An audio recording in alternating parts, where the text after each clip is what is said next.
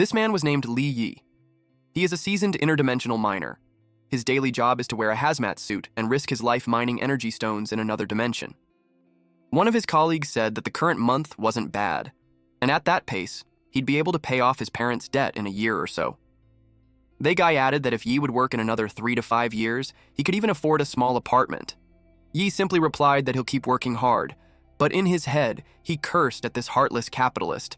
The moment he clears the debt, he'll leave at once. Working another 3 to 5 years? He wouldn't do that. In his mind, they should be the one. Exposure to radiation in the interdimensional zone gives normal people a 1 in 1,000 chance of awakening, but it's also fatal. If not for their own circumstances, no one would put on a hazmat suit and work in the other world. While they rode the vehicle, the two guys in front of Yi gossiped about him. They knew him as the guy whose parents died in an accident 3 years ago, and not only did he receive compensation, he was also forced into debt. One guy knew that back then, NG Corporation insisted that his parents caused a $1 million loss. He felt bad for the kid. The other guy replied that there's nothing to pity because it was the kid's fault, since he's weak. He added that if it was him, he'd fight to death to make the corporation pay up. The guy joked that he thought the man would make them pay for their lives. The man replied that there's no point since those people are already dead, so he might as well just make some cash. He heard it all, especially the part when they called him weak. In his mind, there are times that the person becomes weak not because of themselves, but because the world is insane. When everything was ready, it was time for them to work. They thought there was a cave-in when the ground shook. One guy called them out for screaming just because of a minor tremor, but the guy replied that he had never heard of earthquakes in other dimensions. Another guy added that he never heard of it either, despite being in a lot of zones already. They wondered if it was caused by monsters. They suggest not working there, especially when the place had interdimensional humanoids before. Those monsters are even tougher than the Bug and Beasts clans. They agreed to stop working since it's too dangerous. The guy in charge told them to shut up. He clarified that the area was cleared by an awakened one 3 years ago, so there's no way humanoids would appear. He threatened them that if they said another word, he'd do something. But he was stabbed before he could even finish his sentence. They were all surprised when the supervisor got hit. Our MC froze in place. The supervisor coughed blood. The interdimensional humanoid arrives. They ran as the interdimensional humanoids chased after them. A lot of them were already hit. Yi knew that they were over 10 kilometers from the exit. He doubted that they would really be able to escape. It was totally beyond their ability to handle. His colleague was thrown at him and hit his back. They both crashed into a boulder. Yi coughed from the pain. When he got up, the others started the car already. He begged them to take him with them, but the car drove away. An interdimensional humanoid jumped on the car, and its claws pierced through the ceiling.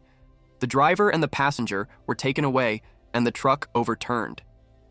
Yi realized that the interdimensional humanoids went after the people in the truck. Eventually, the truck exploded. He was surprised. The interdimensional humanoids were caught in the explosion, and they screamed in pain.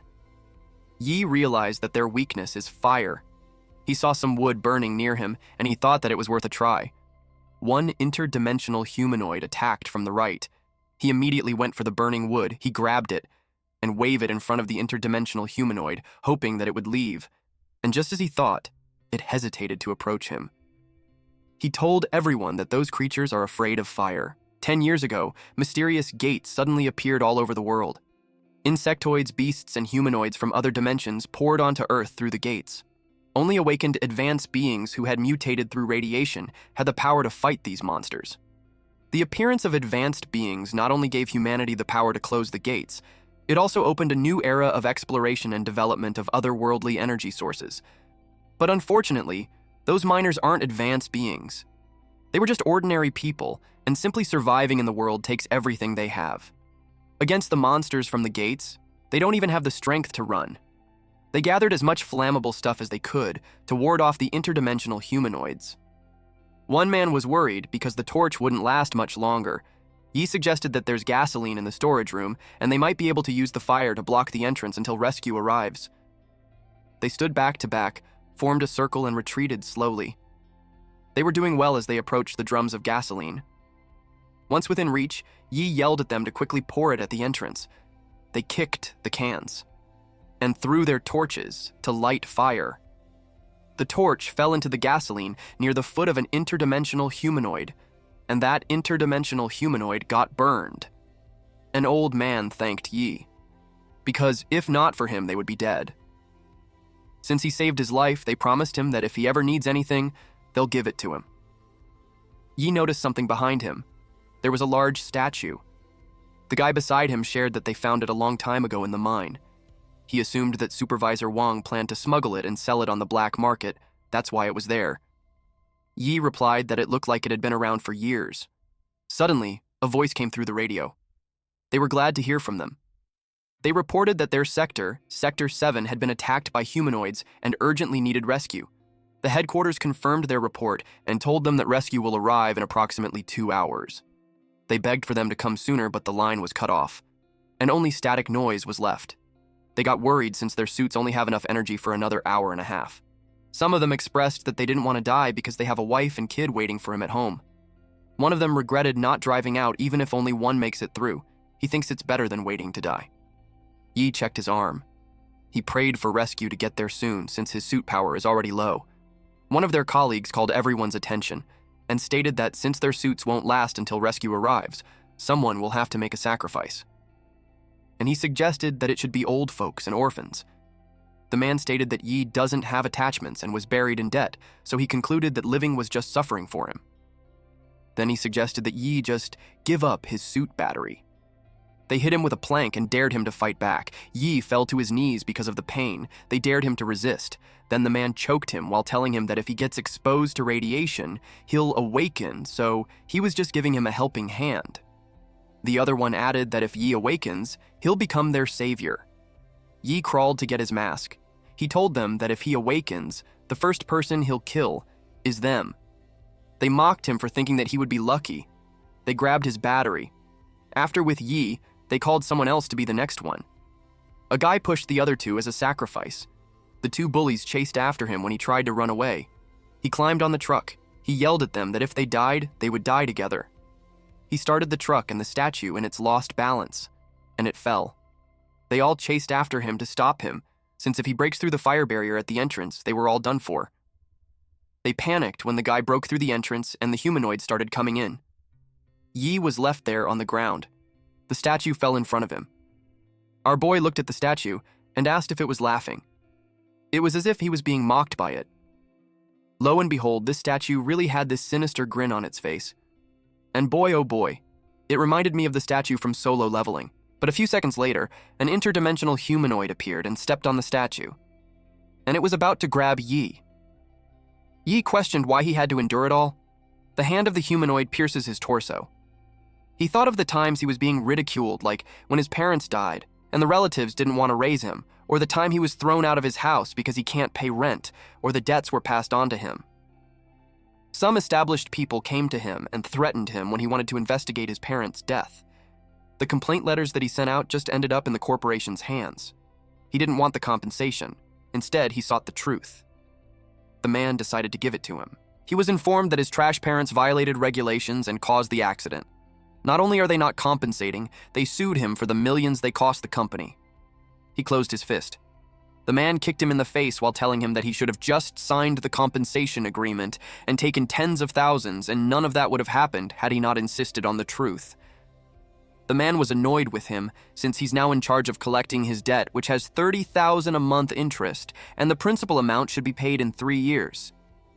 He told Yi that he'll send someone on the 15th of each month, and if he doesn't have the money, he should expect them to treat him roughly.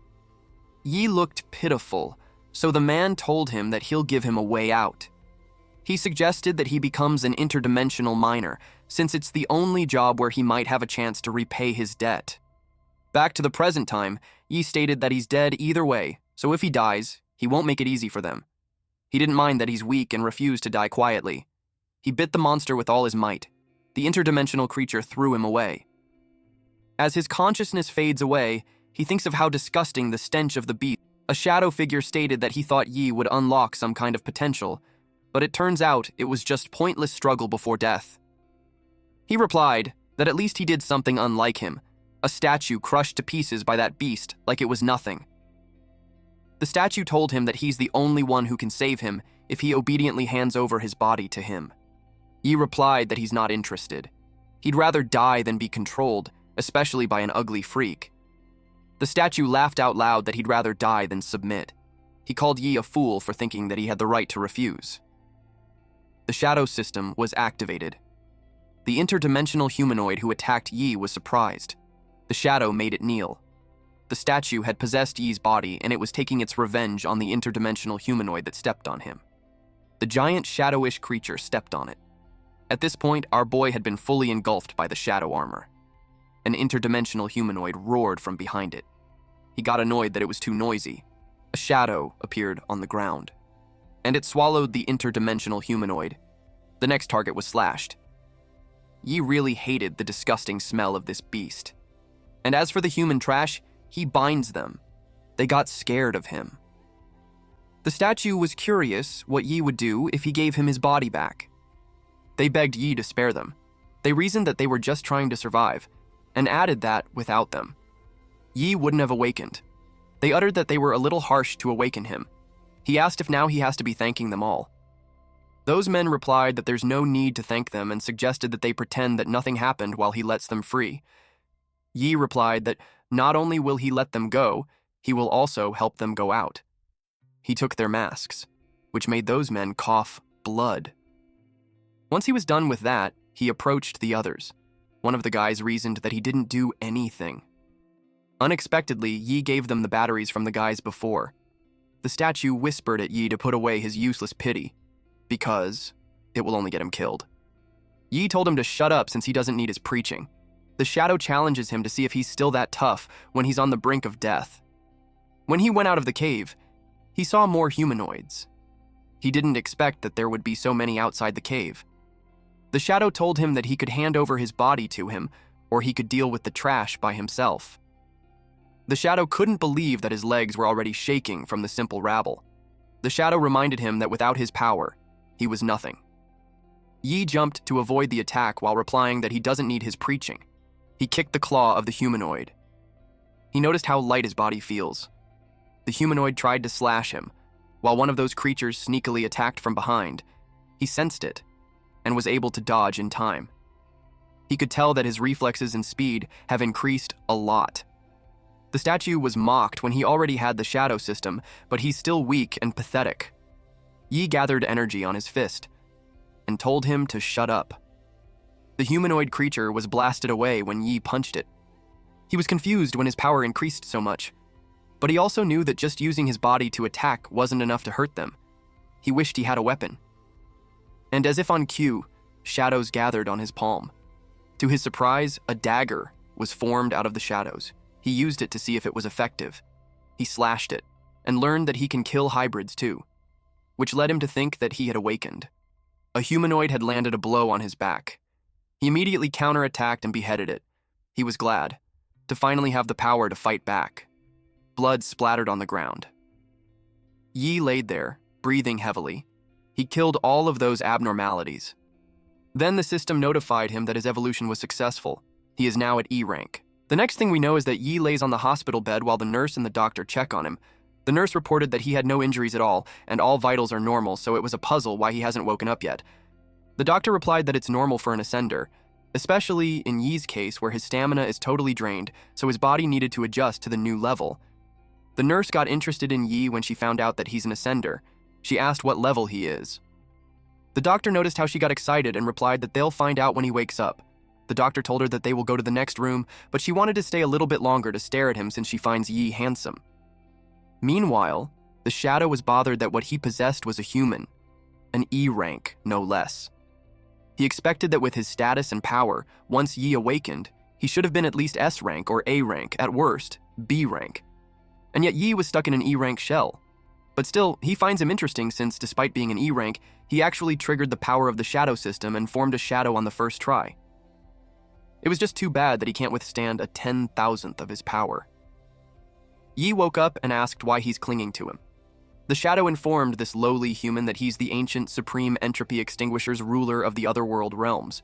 He commanded him to offer him his body, and once he reclaimed his throne from the traitors of his clan, he'll reward him generously. Yi thinks he's just making up stuff, He added that there's no way he'd give his body to something ugly like a cockroach. The shadow was insulted. Then he urged Yi to offer his body at once, since that's the only reason he exists. Yi wondered why it had latched onto him, of all people. He considered the possibility of it being an evil spirit possession. Or perhaps it was simply enamored by his beauty. Given the person's seemingly unstable demeanor, Yi knew better than to provoke him. At one point, he even feared the man might try to force himself on him, something he thought he could handle. What truly unsettled him, however, was not knowing the entity's gender. He had a lot more intrusive thoughts, and it started to annoy the shadow. The shadow asked him what kind of nonsense he was thinking. It regretted having to choose that E-rank human being. If the situation hadn't been urgent, it would have picked an old dog over an E-rank trash. The shadow told him that he has 3 days, and if he doesn't reach D-rank within 3 days, he'd erase him completely. Yi got confused because from what he knew, he was in a hospital, and yet this shadow threw him in a portal.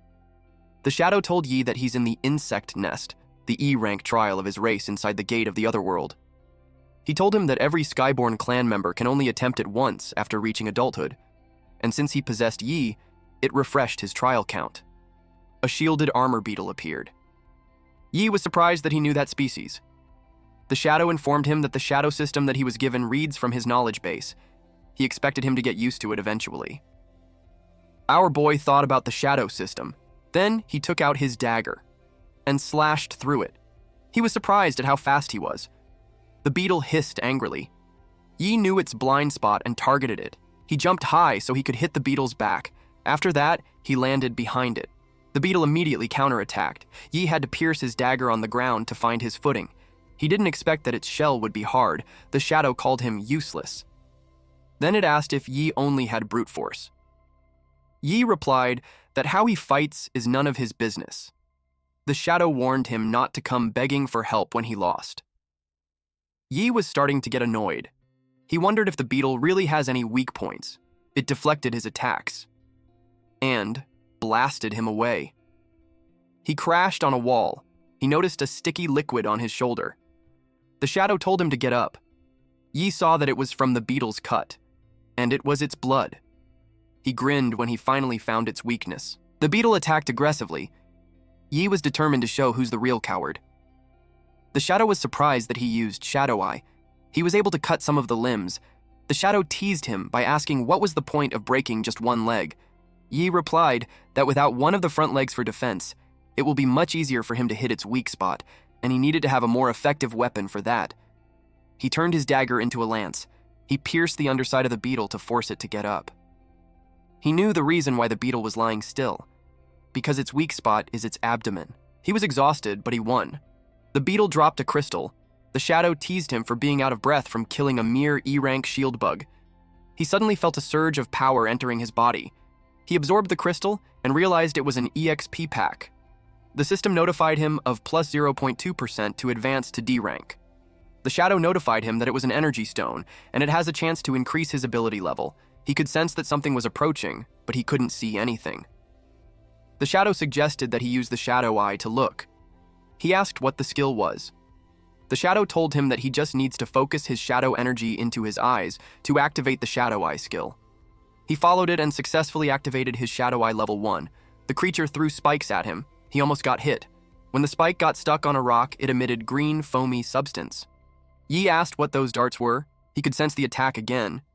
He was agile and flexible enough to evade it. He questioned if the Shadow Eye is defective because he couldn't see clearly. The shadow replied that it's not that it's ineffective, it was just because he's too weak. Upon hearing that, Yi decided to gather more energy. The shadow was amused that Yi, a tiny E-rank, can manipulate shadow energy so skillfully. Eventually, Yi saw that there's a warping sword bug, known as the Head Harvester, and the stinger launcher that specializes in ranged toxic stings. Those creatures are both in E-rank. The shadow could tell that he had already adapted to the knowledge base, but Yi saw that there's many of them. The monsters were everywhere. He remembered a human saying that when they see one cockroach, it means that there's already so much of it in the dark corners. The shadow praised him for finding a good position to avoid getting surrounded. He glared at them as he wielded daggers on both of his hands. Then he exudes a powerful energy while yelling at those monsters to get lost. The Shadow was impressed that he already awakened the second form of the Shadow Eye. It was surprising since he was just an E rank. In Shadow Eye level 2, the Shadow becomes his pupil, and every heartbeat of his enemy is a death knell. The system showed his stats. He's an E rank with a Shadow system, and his abilities are Shadow Knowledge Base, Shadow Eye level 2, and Shadow Transformation. He noticed that the bug's movement had slowed down. It was slowed down by at least a half. He could see some purple spots on its body and wondered if those are its weaknesses. The system notified him that the weakness had been recorded. The Shadow told him that it's the benefit of his Shadow Eye reaching Tier 2. Once he spots the weak point, his attacks can break through its defense. He realized that those guys have their weak points underneath. He used an attack called Shadow Thorn Great Burial, where the shadow appeared from the ground and formed spikes that skewered the bugs. This technique basically drives shadows into the ground and then pierces upward, dealing area damage. The system continuously notifies him of his breakthrough progress. He realized that each projector only gives 0.7% breakthrough value. Since he figured out their weaknesses, he decided to wrap it up quickly. He decided to take them all out in one go. As he slashes through them, the system continuously informs him of his breakthrough progress. He didn't expect that just Shadow Eye level 2 would boost his attack precision that much. Suddenly, a long green slender monster charges at him. The Shadow acknowledged his fast reflexes, but it felt bad that his brain couldn't keep up. When he had taken a good look, he realized that it was a warp sword bug. The Shadow was surprised that he morphed the Shadow dagger into a whip. The bug hissed when he wrapped the Shadow around it. He dared it to try jumping again, then he beheaded it. The weakness of this warp sword bug has been recorded by the system. The other bugs synchronously release their stingers at him. Yi made the Shadow transform. Then he charges at them, targeting their butts. The system informed him of his D-rank breakthrough progress to be at 12.1%. He made several ropes out of the Shadow and pulled down those warp sword bugs. The Shadow commented that he's finally looking like someone who is worthy of the power, even if the pose is a bit ugly. The gift granted by the Eye of Shadows greatly boosts his senses, reflexes, strength, and control over shadows. Hence, the name Gift of Shadow Eye. His D-rank breakthrough progress has increased to 34.2%. But the gift of the Shadow Eye also consumes a massive amount of mental energy. It's the price demanded by the Eye of Shadow. The Shadow could tell that Yi had reached his limit. Yi's vision blurred. He was slashed by a bug who sneaked behind him, but he refuses to fall there, especially when he finally has power to avenge himself. A timer at 15:28:42 appeared.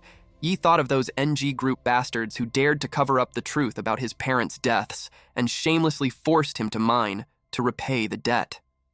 His progress continued to grow even as time slipped away. But he pushed through, driven by the power he now held to change everything, and he vowed never to give up. He will avenge himself and drag those arrogant bastards down to hell. He vowed to make them kneel and repent at his parents' graves. At this point, his remaining time is 2 minutes and 15 seconds, and his D-rank breakthrough progress is 95.4%. The Shadow had observed his hatred, which aligned so well with the Shadow system. It even nourishes the Shadow energy. The promised time was near, so he told him to hurry. The timer kept running until there was only 7 seconds left. The Shadow noticed that Yi planned to release all that Shadow energy at once. He asked if he's not scared that his body will explode. Only 3 seconds remained. It was just a little more till he break through and he'd do anything just to get stronger. 1 second left and he unleashed a powerful energy. Eventually, the timer had reached 0. He leapt so high while his sword gave out a powerful energy. In that single powerful strike, he defeated all those bugs and reached 100% D-level breakthrough rate. With that, he was promoted to D-level. He was exhausted. The Shadow teased him that he barely made it, but now he'd call him Little D. He glanced at the corpses and saw a weapon. The Shadow explained to him that the insect nest used to be a beginner trial field for his people. The dagger, in human standards, would be at a level. Yi was confused that he called it a dagger when it's a great sword. It made him ask if all of the Shadow's people are giants. The Shadow replied that compared to his energy, those weapons are nothing. Yi doesn't agree to that. He decided to store them away. The Shadow asked him if it can be used for something else. He replied that he's going to sell it. But he knew that only D-level awakeners can sell equipment, so he planned to stop by at the registration hall first. At the hall, Yi couldn't believe that he ranked at E-level. The The receptionist explained that even when his physical stats are decent, there's no detectable energy fluctuation, so he's rated at E level. And the record showed that he's a minor, so E level advanced gets a 15% salary increase. When they left the hall, Yi sarcastically uttered that the shadow system is unmatched. The shadow replied that it's the human's limited perception that can't detect shadow energy. Thinking about it, Yi realized that being undetectable is a good thing. But it makes selling gear a bit harder, at the black market where all shady things happen. The shadow commented that it's fitting for the shadow system. Yi walked inside quietly. The men gossiping didn't notice him at first until someone pointed it out. The shadow commented that humans are funny. They embed a few gems on some iron and call it divine gear. Suddenly, he feels sorry for Yi. A man shooed Yi away. He looked down on him for being a minor and assumed that Yi couldn't pay for anything. Yi asked him if that's how he treats his customers. The man doubted that he's a customer and questioned him on what he could even afford. Our MC told him that he doesn't want his stuff anyway.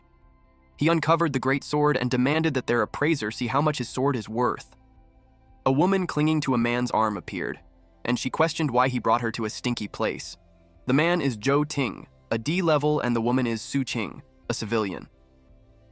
The shopkeeper left Yi and went to entertain the young Master Zhou. He asked him if he had something good to sell. Ting replied that he got a decent sword from the gate of the other world, and he planned to sell it so he could buy his girlfriend a new car. The shopkeeper recognized that it was a wind howl sword. The weapon comes with a boost attack. It was a hot item among D levels. Yi recognized Su Qing. She was horrified to see him. When his parents died and he didn't get any compensation, she left him. She was harsh on their last meeting. Ting asked her if she knew him. She denied knowing him and lied that he's a fan of her since she's an influencer. Ting got annoyed with Yi and insulted him by calling him trash. He told him that the junk collection site is at the end of the street, so he should just take his junk there before they close. He yelled at him to get lost. He attempted to attack Yi with the sword he's going to sell, but it hit the great sword instead. His eyes widened when he saw that his sword got shattered. Yi told him that it was his sword that was real junk. Qin asked how it happened when he told her that the sword cuts like mud and was worth a lot. Ting got annoyed and attacked Yi with a punch. Ye noticed that Ting was too slow. He sidestepped to avoid being punched. Ting commented that his skills aren't bad. He attacked again. He continues to attack while Yi swiftly evades all of it. In Yi's head, the attack is way slower than the trials in the insectoid nest. While Ting was starting to get annoyed since he thought Yi was just a minor, but then he couldn't even hit him, even though he's D rank. He tightened his fist. Yi formed his shadow with a whip and wrapped it on Ting's fist. Ting yelled at him that a miner should crawl back into the mine. He asked if a dog shouldn't crawl back on the surface. He yanked the shadow whip and made Ting fall on the ground. Qing got worried for him. Yi mocked him by saying that he's fond of being a dog. Ting's anger heightened and he charged at Yi. Unexpectedly, a man with 2 guards entered and told them to stop. Ting was surprised to see Boss Wang. Wang is a D rank and the supervisor. He told Ting that even if he's a longtime customer, fighting in his shop is going a bit too far. Qing defended that the damned miner broke Ting's sword, that's why it led to that. The miner caught Wang's attention. He asked if Ting's weapon really got broken by his hand. Yi explained that it was him who attacked first, so if he broke his sword, it wasn't his fault. Wang asked him if that was really the case. Then he whispered that the sword in the kid's hand doesn't look ordinary. He asked if the same rule applies. Ting agreed to it since he'll get the money and the item for Wang. Wang told Yi that he'll act as a mediator. He asked if he could take a look at the sword first. When he grabbed it, he was surprised. The sword weighs over 100 pounds, and Yi had lifted it so easily. It made him wonder if Yi was an advanced one. He decided to test his limit first. He asked him where he got the weapon. Yi questioned them on when did the black market start checking owner IDs and item origins. He replied that he was just curious, and if Yi didn't want to say it, it was fine. Yi simply replied that he picked up the sword while mining. With that, Wang had confirmed that he's just a lowly miner. He checked the sword and stated that it was tough, but it has no added attributes. And at best, it's only worth a few hundred, whereas if Ting's sword wasn't broken, it would be worth over 2 million. Wang told him that since he's just a miner, life must have not been easy for him, so he'll just buy the sword for him. and he'll only have to compensate Ting with 2 million, and he'll cover the rest. He made it sound like he's doing Yi a favor. He stated that it was his good deed for the day. Then he asked Ting if he agreed. Ting accepted the condition since he stepped in. Ching told him that there's no way a minor could have 2 million, and she reminded him that he promised to buy her a car. Ting whispered to her that selling his organs will still get them 2 million. With that, Ching agreed to their plan. Yi could tell that they have it all planned out. Wang challenged him if he had a problem. He smirked and told them that the one with a problem wasn't just him. And then he started emitting the shadow's aura all around him. Wang's men attacked to cripple Yi. Wang stated that the pointless fight isn't worth his time. He suggested that they head to the waiting room and wait. Ting agreed to that, but to their surprise, a man went flying in front of them. Wang reminded this man named Biao to be careful, because if he breaks the merchandise, he won't be able to pay for it. Yi kicked the other 2 men. One went flying towards Ting. He kicked the man before he crashed into him. He commented that working the mines built up his strength. Yi told him that it's his turn. Ching wondered when he got good at fighting when he's a minor. Ting admitted that his moves aren't bad and he could take down a few nobodies. But he stated that in front of a D rank advanced, he's just still trash. Yi raised his hand and slapped the shit out of him. It angered him since not even his dad dared to hit his face. He vowed to kill him. He threw a beam on his way and Yi blocked it with just his hand. He deflected it so well. That made Ting confused about what's happening. He described that it was like there's an invisible wall. Yi told him that since his dad didn't hit him, he'd do the honors to teach this ungrateful brat a lesson. Ting was scared and yelled at him not to get any closer. Ching couldn't believe that Ting, a D rank advanced, could lose to a minor. Yi morphed the shadow into a spider web where Ting and Ching got caught in it. Ting realized that Yi wasn't just a minor. He asked if he's a C rank or B rank. He simply replied that he's an E rank minor certified by the guild. Ting couldn't believe that. He raised his hand, and Ting got nervous. Ting stated that he's a member of the Black Panther gang, and if he touches him, he'd be going against them. Yi knew that the gang was a loan shark. Ting replied yes. With that, Yi didn't hesitate to punch him continuously, while Ching screamed out loud. The impact of the punch blasted Ting to the wall. He coughed blood. Yi told them that he hated loan sharks the most. Wang attacked from behind. Yi pushed him away while telling him to get lost. Ting tried to settle the misunderstanding with 100,000 yuan. He asked if it meant that his face is only worth 2,000 per slap. Ting offered him 1 million just for him to stop slapping him. Yi knew they loved charging high interest, so he wanted that to apply to him too. He told him that the 50 slaps earlier were just the interest and now he's going to charge the principal. Ting showed him his black card and offered 5 million. He told him to take everything he got. Our MC saw that the card was an NG Group VIP card. He realized that the ones collecting the NG Group's debts and forcing him into the mines are people like him. After learning that, he decided to let Ting go and lure the snake from its hole. He took the card while saying that the Black Panther gang has squeezed millions out of him over the years, so with him taking the card, it was like returning the money back to its rightful owner. Ching helped Ting up while asking him if he was okay. He pointed out that she mentioned that he's just a minor. She reasoned that she had no way to know that she got powerful. He slapped her and blamed her for saying that he's a minor and causing him to let down his guard. He knew that his money wasn't easy to take. He called someone. The man on the other line just finished beating up people and answered his call. Ying called his brother Panther to tell him that he needs to stand up for him, because just recently someone stole the treasured sword that he was going to offer to him and even threatened to wipe out the Black Panther gang. Panther told him to send the guy's info. Panther's lackeys reported to him that they got the item. He also asked what they're going to do with those people. Panther asked him if there's any people there. They don't see those people as humans, so they replied no. And he cut up the bodies into pieces. Panther told the guy that the kid that Ting reported is his now. There was an entry on the Shadow Knowledge base, and it's about the NG Group. It is a massive multinational corporation and the main culprit behind the death of Yi's parents. The next day at the guild, a man approached Yi to ask if he could help him with anything. Yi answered that he's looking for a task that suits him, an E-rank advanced. The other men who heard him told him that he's in the wrong zone since the lowest level of tasks in there are D-rank. They laughed at him, saying that he's trying to get himself killed. Other people butt in, saying that it's funny that an E-rank dared to talk big. One person added that E ranks survive from depending on them like parasites. They told Yi to leave and wait outside for teams that will need him. The crowd chimed in, saying that he should be at the entrance by the garbage pile since trash should stay trash. Yi was unhappy that the 5 million that he got was instantly taken away by those damned loan sharks. His priority now was to get a task. Someone walked in, and everyone felt an immense pressure. With that pressure, they estimated that the person was at least B rank. The aura of a B rank made it difficult for them to move. The woman had silver hair, cat ears, and a red aura around her body. Yi remained quiet while the others gossiped on why a B rank was there. In Yi's mind, despite the delicate aura, she looked like a rich girl, and he doesn't sense any killing intent. He wondered if she's just hiding it.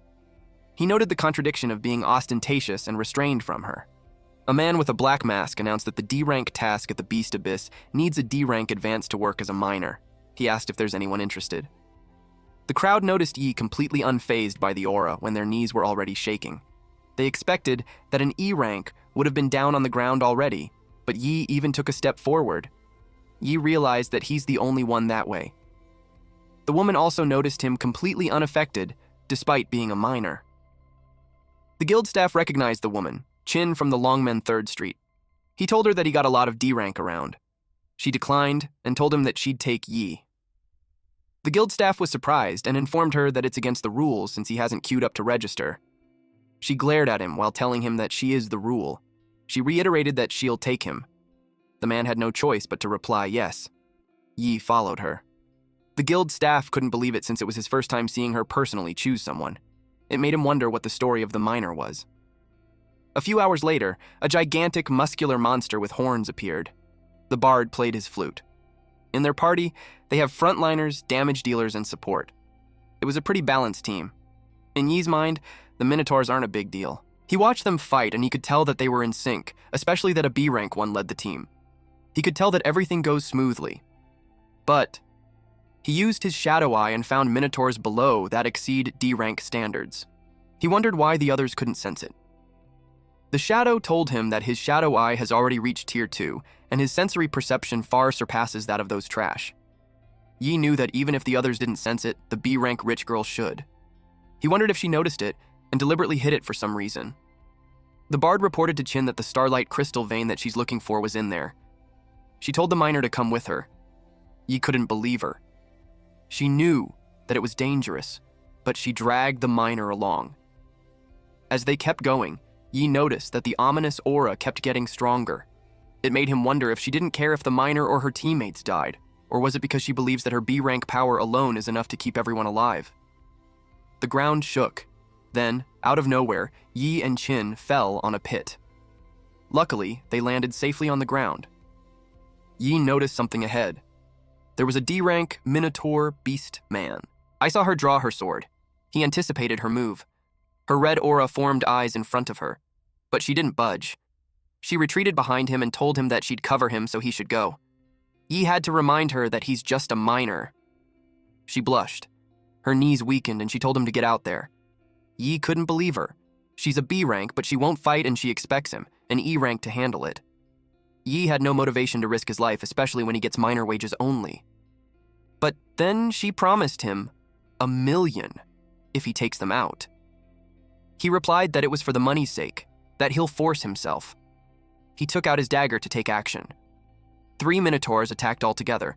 One of them engaged with him while the other 2 ran past him. They targeted Chin. That got Yi worried for his $1 million. She created a red aura around her and blasted them away. He didn't expect her to have a move like that. He admitted that he misjudged her. A Minotaur leapt towards her. Yi rushed to her aid and slashed the monster away. He teased her for having a face that attracts hatred, but when he checked on her, she's already running away. He cuts through the Minotaurs while telling her that she's hopeless. She was out of breath already from running so fast. She expected to be safe already, but little did she know, a Minotaur was behind her. She turned around and was surprised to see it. She wondered why it wasn't afraid of her. The Minotaur lifted its wooden weapon. Yi finds it strange that she's not fighting back when she clearly has the ability. Her bracelet glowed, and it created a barrier around her, and that blasted the Minotaur away. Her bracelet broke, Yi realized that it was a protective charm, and her move earlier wasn't from her own power. He asked her if she's a non-combat type advanced. She was embarrassed as she replied yes. She told him to keep it a secret. He replied that it will cost her an extra. More Minotaur arrived. He asked why it was only attacking her. Shadow Eye Level 2 was activated. He saw a silhouette of someone. It actually masked its presence, that's why he didn't sense him first.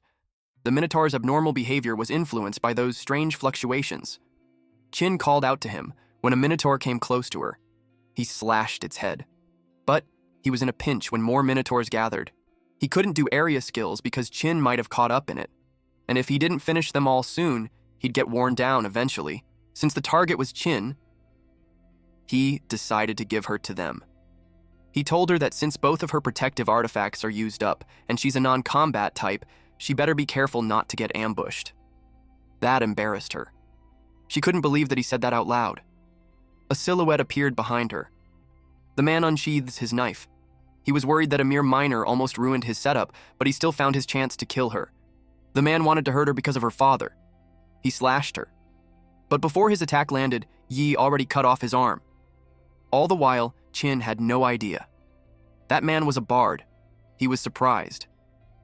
Yi informed Chin that the bard used infrasound to control the Minotaurs to attack her. She was surprised that it was Luden. Luden laughed at his carelessness of falling into the hands of a minor. He told him that he hasn't won yet. He collected the red energy from the Minotaurs. And he formed a gigantic red misty Minotaur. He wanted to demonstrate how terrifying a control type can be. From the aura, Yi could tell he's a C-class. Chin was surprised that Luden absorbed the beastman's life force to strengthen himself. Suddenly, lava appeared on the ground. She suspects that he's upgrading into a C-class lava Minotaur. Yi couldn't believe that from D-class he immediately became a C-class. The chat was so wild that he felt inferior. A lava Minotaur C-class appeared in front of Yi and Chin, who are both D-class. The Minotaur roared loudly and attacked him. Yi blocked its attack by creating a barrier. Its next attack was a powerful explosion. It was his first time encountering the destructive power of C-class. It melted his barrier. Chin noticed that he received some burns. The Minotaur raised its axe. Yi grabbed Chin's hand and dragged her away. She was surprised when the axe almost came close to her face, but then she realized it couldn't move. Its movement was restricted with the shadow rope. She asked Yi if he's a control type too. He told her that he can't restrict him for too long, so she better run. He instructed her to run as far as she could once she entered the labyrinth. She was confused that he's not coming with her. He replied that he had to buy her time to escape. She got worried for him. He told her to hide herself well, and he'll come find her soon. It's not that he personally cares about her, but to him, she's $1 million investment. Luden, who became the lava Minotaur, searched for him. Yi appeared behind him. He asked where he hid Chin. Then he attacked him with his axe. Yi suggested that he take a guess. He was taken aback that Yi appeared behind him and slashed his leg. But Yi was caught off guard. Because not even the cracks in the rock can be broken through. Luden laughed at him for being stupid since he used a knife on a stone. Then he counterattacked with a punch. Yi had a hard time dealing with the large area of lava. He decided to lure him into an open space. He ran and Luden chased after him. While Luden charges forward, he asks if running is all he can do. Yi activated the Shadow Eye. He believes that no matter how strong he is, there is still a weak point. Luden planned to kill him first, then he'll search for Chin. He yelled at him to die. Yi found his weak spot. He targeted that. He focused on it. Luden told him that he knew what he's up to. He added that his little tricks are useless. Yi was overwhelmed with his incredible power. He couldn't believe that it was just C rank. Yi was backed on a wall and Luden rushed straight towards him, but he just stood there waiting for the right moment. Luden was amused that he's not running anymore. He also finds it funny that he's attempting to slash him again using daggers. He yelled that the piece of scrap metal could only tickle him. Yi waited for him to attack again. And he did, and it gave Yi the chance to target his weak spot. It was at the center of his back, but then it glowed brightly. Yi was caught off guard. The lava-like spot in his back was so hot that even the shadow energy can't fully block its heat. Yi commented that he's smarter than he thought. He realized that the guy knew how to protect his weak spot. Luden had no idea how Yi figured it out, but he confirmed that it was his weakness. He was confident to share that, because knowing it doesn't help Yi at all since the spot has temperatures over 2,000 degrees Celsius. He bargained that if reveals where Qin was, he'd spare him his life. Yi replied that he doesn't trust traitorous scum who sell out their own. It angered Luden. He yelled out loud, "You have a death wish!" Luden attacked using his axe. He challenged Yi to stop dodging if got guts. Yi made his shadow morph into a chain blade. Luden was caught off guard, so he teased him for dodging too. He found the chance and made the shadow morph into a rope. He targeted the weak spot. His shadow almost hit him, but it melted. He's starting to get annoyed. Meanwhile, Luden laughed at his useless attempt. He told him to give up his useless struggle. Yi notices that he's burning through too much of his shadow energy. It wasn't a good state, so he wondered if he should ask Qingtian for help. He decided not to. He was firm that even if it kills him, he won't let him take control of his body again. In addition to that, he knew that if he killed this C rank, he'd gain tons of EXP, so it was a golden chance that he didn't want to waste. He went for the blind spot again. Yi strongly believes that he's able to break through. He gave it his all despite being burned. The tip of the dagger had touched the burning spot. Luden yelled out loud. He was notified that HP was nearly depleted, and Berserk Rage was triggered. His attack, critical rate, and speed increased by 200%. Yi was confused as to why he suddenly went berserk. He was blasted away, which made him crash to a wall with a powerful impact. Luden didn't expect that a filthy miner would push him that far. Yi was burned from his attacks. He decided to end their fight now. Unexpectedly, Yi felt something in his body. He had no idea why the shadow energy became stronger than before. Qingtian told him that the energy had always been in his body. It's just that his body couldn't draw it out before because it hadn't been tempered by extreme heat. He told him that he accidentally hit the jackpot and unlocked a new form of shadow energy. Yi notices that the shadow energy is healing his wounds. Qingtian informed him that it's more than just healing. Luden noticed that too, and that his aura became creepier than before. He couldn't let him recover any further. Yi stepped back to avoid his attack. Luden couldn't believe that he could keep up with his triple speed boost. It made him question if he's really just an E rank. He decided to flood the whole place with lava so he won't have anywhere to run. As the lava splashed throughout the area, Yi just stood there. Luden was confident that the lava would turn him into ash. But to his surprise, Yi could stand in the lava without problems. He used shadow enhancement. The basic form was already strong, so it made him curious what the top level would be like. He teased Luden by calling him Boiler Boy and telling him that the heat was too low. Luden couldn't believe it. Yi pointed out how he was enjoying hacking and slashing until then. But now, it was his turn to counterattack. Yi charges again. He moved really fast, and it's because of the shadow enhancement in defense, strength, and speed, which increases those stats by 200%. Luden couldn't believe his hand was gone. He cursed Yi. He decided to grab him, but his hand disintegrates with just one swing of Yi's daggers. He made a replacement hand using lava. He proudly announced that as long as there's lava, he can regenerate endlessly, and his attacks are completely useless. Upon hearing that, Yi's brows furrowed. He replied that he doubted that he could do that because his energy seems to be getting weaker. Luden dared him to attack again to show it. Yi sliced his limbs and he challenged him to do it again and again. He didn't stop. To his surprise, he couldn't regenerate to his original state. He wondered how it was happening. Yi told him that his energy had reached its limit. He urged him to give up. Luden reasoned with him that they don't have anything against each other, so there's no reason for them to fight to death. He agreed to that, but also reasoned that he's being paid by Qin to keep her safe. Luden replied that money isn't a problem, because if he hands over Qin, and they're back in the city, he would give him more than what she offered. He's offering him 5 million. Yi knew that he would just be betrayed. There's a possibility that Luden would bring people to seek revenge, and he could lose his life. He replied that he wouldn't do that. He argues that he sees him as a backstabbing scumbag. With that statement, Yi got an idea, and that is to turn a traitor like him to Qin Shaoshang. He'd definitely pay far more to punish his daughter's attacker, and by saving his daughter and capturing a traitor, he'd have the boss of Dragon Gate 3 streets owing him a personal favor. It's worth way more than 5 million. Luden knew he'd be tortured to death in Xiaoshang's hands, and the organization won't let his family go. If that's how it will be, he'd just use a crystal. Qingtian was surprised that he has a prison gate fragment.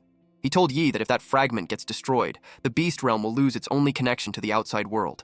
The portal will vanish, and they will be trapped in there forever. Luden expressed that Yi had forced him to resort to that. A trail of light passes through Luden's hand. It was Yi. He grabbed the fragment and stabbed the weak spot, which made Luden yell out loud. His body got slashed all over, and he fell on the ground. After that, the core was pulled into Yi, which gives him a skill upgrade. Shadow Sense 2 became the ultimate Shadow Sense.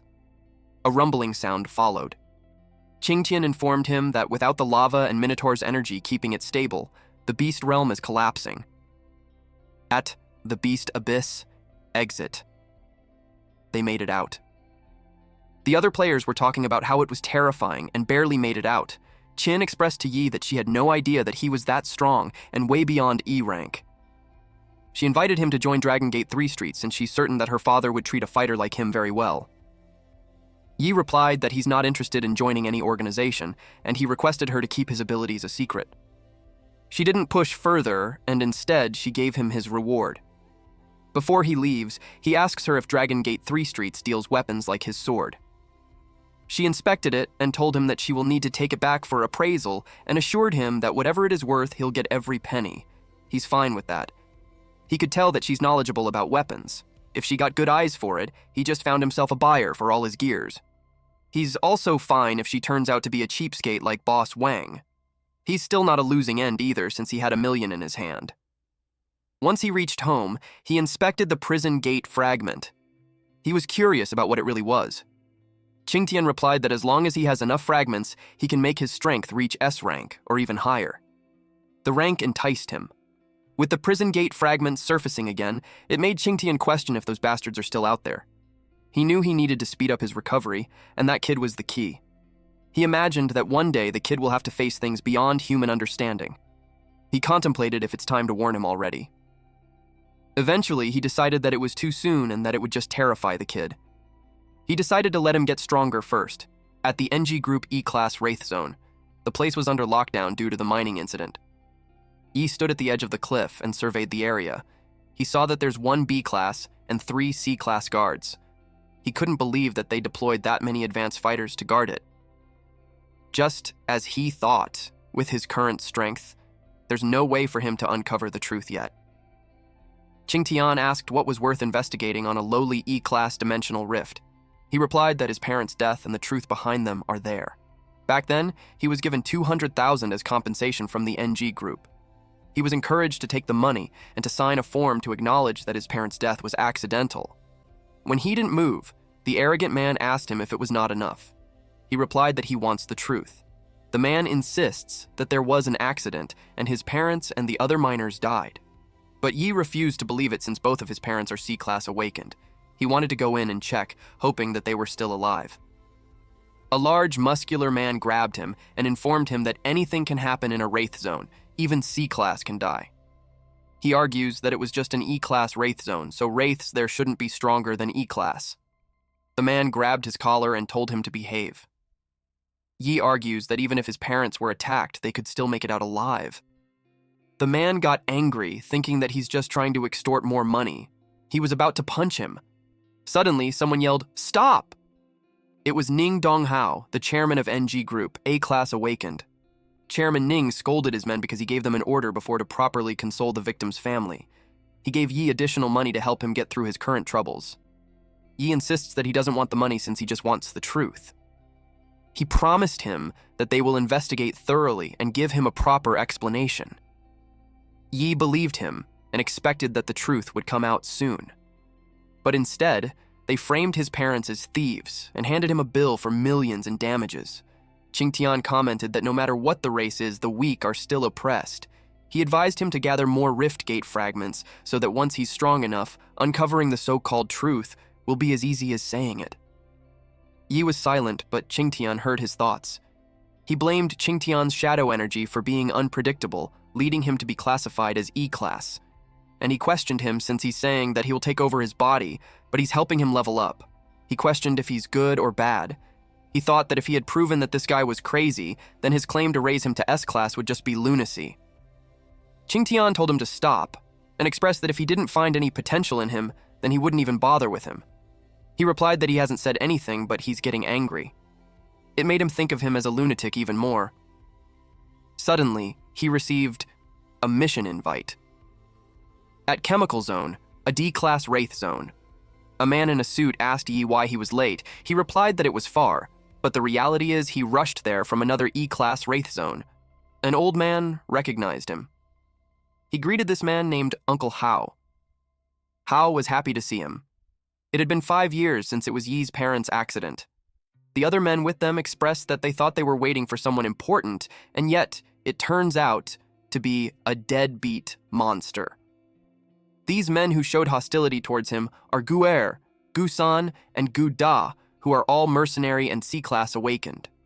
The man in the suit explained that the mission involves mining and they didn't want to trouble the advanced fighters. Gu'er yelled at him to stop wasting time and just tell them the mission. The man in suit explained that the rift is a D-class Wraith zone, and their task is to find ice crystal ore and mine 60 kilograms as samples. Meanwhile, Yi took notice that there are C-class awakeners for a D-class Wraith zone. It was overkill. There was one guy in robe, his name is Heizi, also a mercenary and C-class awakened. From the bloodlust coming from them, Yi could tell that none of them are decent people. Plus, he can faintly sense another C-class presence inside the Wraith zone. A man watched the entrance of the rift through his mobile phone. He uttered that all his toys had been gathered. It was time for him to begin the hunt. This person is Blood Leopard's second in command of the Black Leopard Gang. They entered the rift, and while walking, Hao asked Yi if he didn't need to wear a protective suit. Yi replied that there was no need because he's awake now and he can handle it. San commented that an ascended miner is a rare breed. Reminded him to mind his mouth because Yi was the king of trash heaps. Hao warned Yi not to mind them. Yi assured him that he's not reckless. Yi checked the area and noticed that the vegetation in there seems deliberately altered for hiding, and he felt a lurking killing intent nearby. He saw something cross in front of him. In his head, this stalker could no longer hold back. He wondered if it will continue to hide in the shadows, or if he has other plans. San yelled at Yi to move his feet. Hao replied that they will speed up. Yi knew it was the perfect time to use the environment to shake them off and observe from the shadows. He grabbed Uncle Hao and told him to hold on tight. Da complained that the miner was so fast, they yelled at him to stop. Told them that it's fine since those two are just pieces of trash and if they leave them, they will be as good as dead. The red-haired man sat on a branch as he watched those Gu brothers. He wondered if the others sensed danger. He ran his mouth across his lip and thought that it was fine too, since if everyone was as dumb as those three, the game would be way too boring. Da told that he could tell something was off about the mission. Ever since they came in, they could feel that someone was watching them. Told them not to be paranoid. He told them that it was just a D-rank mission, and the three of them are C ranks, so they can handle it. San replied that he feels weird too, like a chill runs down his back. He suggested that they head back. Told him to stop panicking, but just as he said that, their eyes widened. San was attacked from behind, red strings wrapped around his head. He recognized Blood Leopard, told him to let him go and they can talk it out. Blood Leopard replied that they kept provoking their Black Leopard Gang over and over again. So there was nothing to talk about. He pulled the strings and that chopped San's body. Those two watched it happen. Da was engulfed with his anger and charges ahead. Tried to stop him. The red strings caught his fist, and his whole body was wrapped in strings. The strings cut through his skin, and eventually chopped his body. Was terrified, so he ran as fast as he could while Blood Leopard was in a frenzy since he liked fearful prey the most. Meanwhile, Yi and Hao rested for a bit. Hao asked him why he ditched those other awakened men. Yi inquired if he offended anyone or any faction recently. Hao replied that he's just a miner, so there's no way he would offend someone. He asked him why. Our MC revealed that the mission is a death trap, and someone wants all of them buried in that twisted place. Hao expressed that he's scared. Yi told him that if he knew something, he should tell him. Suddenly, appeared and yelled at Yi for not saying anything, even when he noticed something strange. He blamed him for the death of his brothers. Yi commented that wasn't useless at all, since he helped draw out the mastermind before he died. That statement angered him. He asked him what he said. Yi repeated what he said, that was about to die. Was surprised to be caught in red strings. Blood Leopard told Yi that he didn't expect him, a minor, to be that interesting. Yi had activated Ultimate Shadow Eye. Hao got scared when he saw Blood Leopard. He begged him to spare him as they were just minors and never crossed him before. But Blood Leopard wouldn't let him go, because when he was drunk a few days ago, he had slipped into letting them know that he was the one out of his grasp. Blood Leopard could mark human weak points. He's a C rank with a Blood Spider Silk skill that cuts via high-frequency vibration within a 10-meter range. Hao promised him that he'll take the secret to his grave and won't tell anyone. But Blood Leopard only believed in one truth. Yi warned Hao to watch out, but it was too late. Hao was shot in the shoulder. Blood Leopard's belief was that only dead people can keep secrets. Yi cursed at him. Then Yi retaliated. His blades were blocked, though Blood Leopard didn't expect a minor like him to have some skills.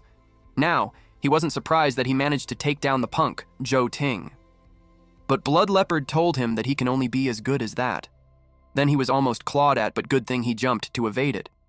Blood Leopard was more than willing to help him die if he's that eager.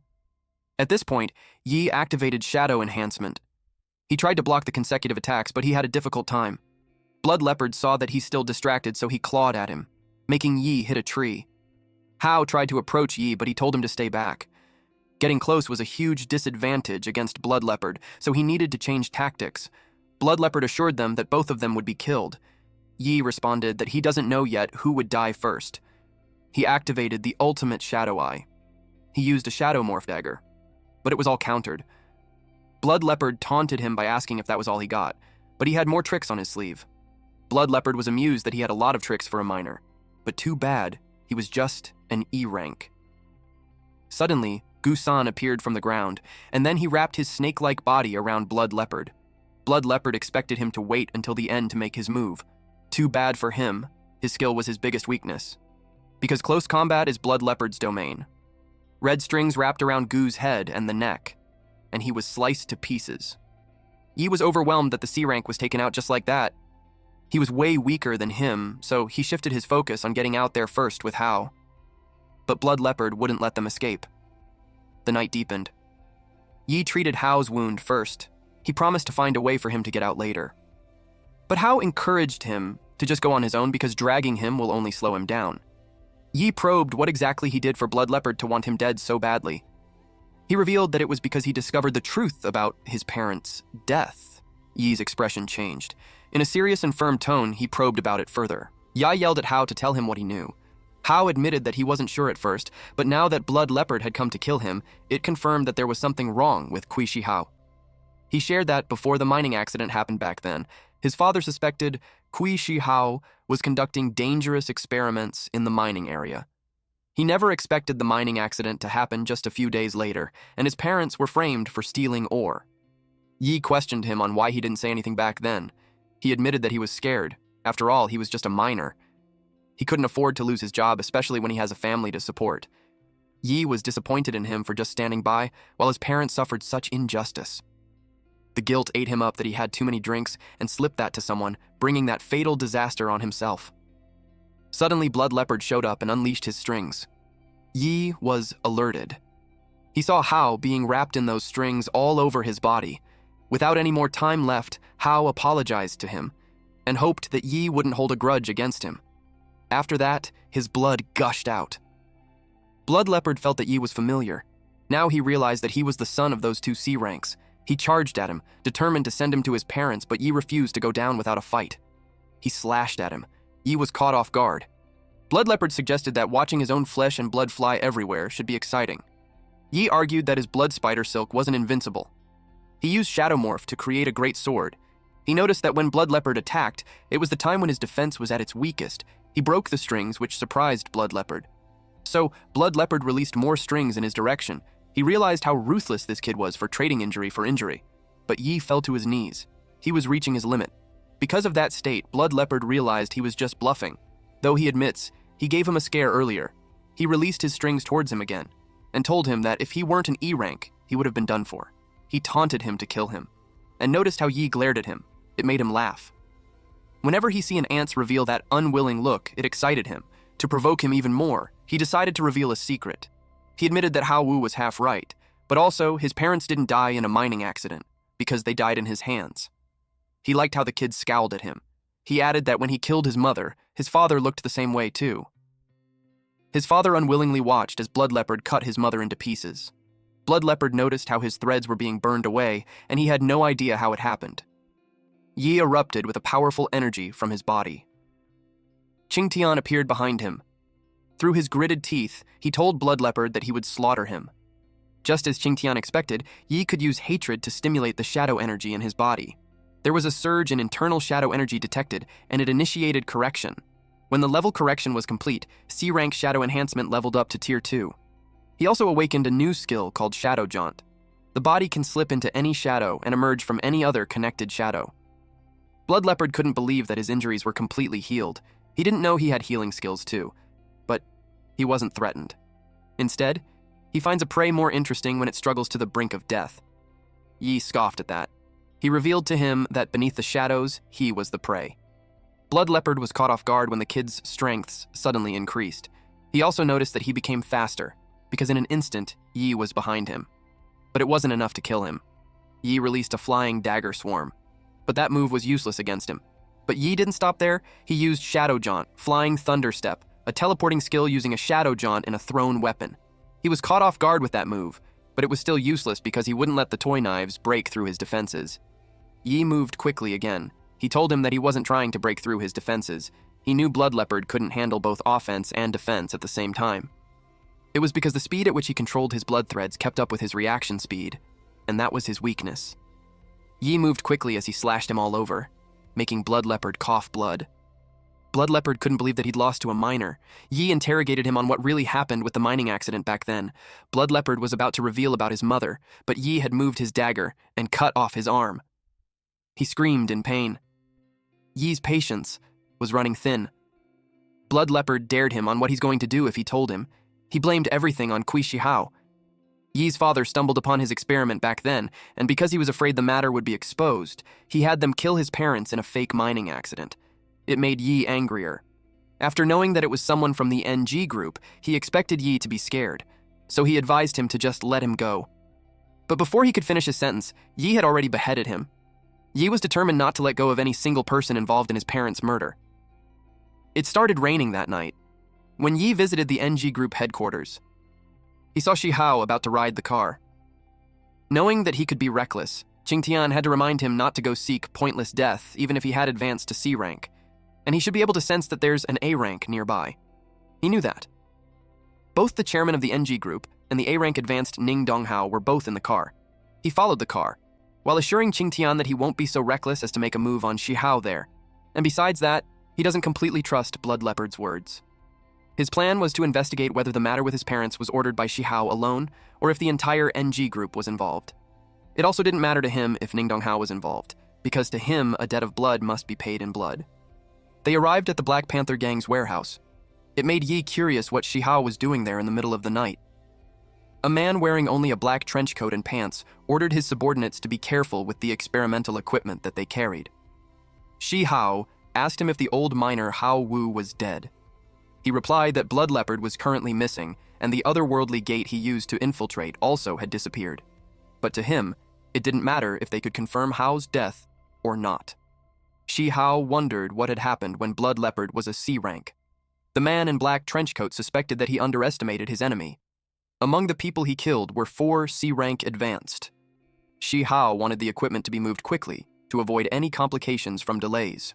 The experiment was at a critical stage at the moment, so there shouldn't be any slip-ups.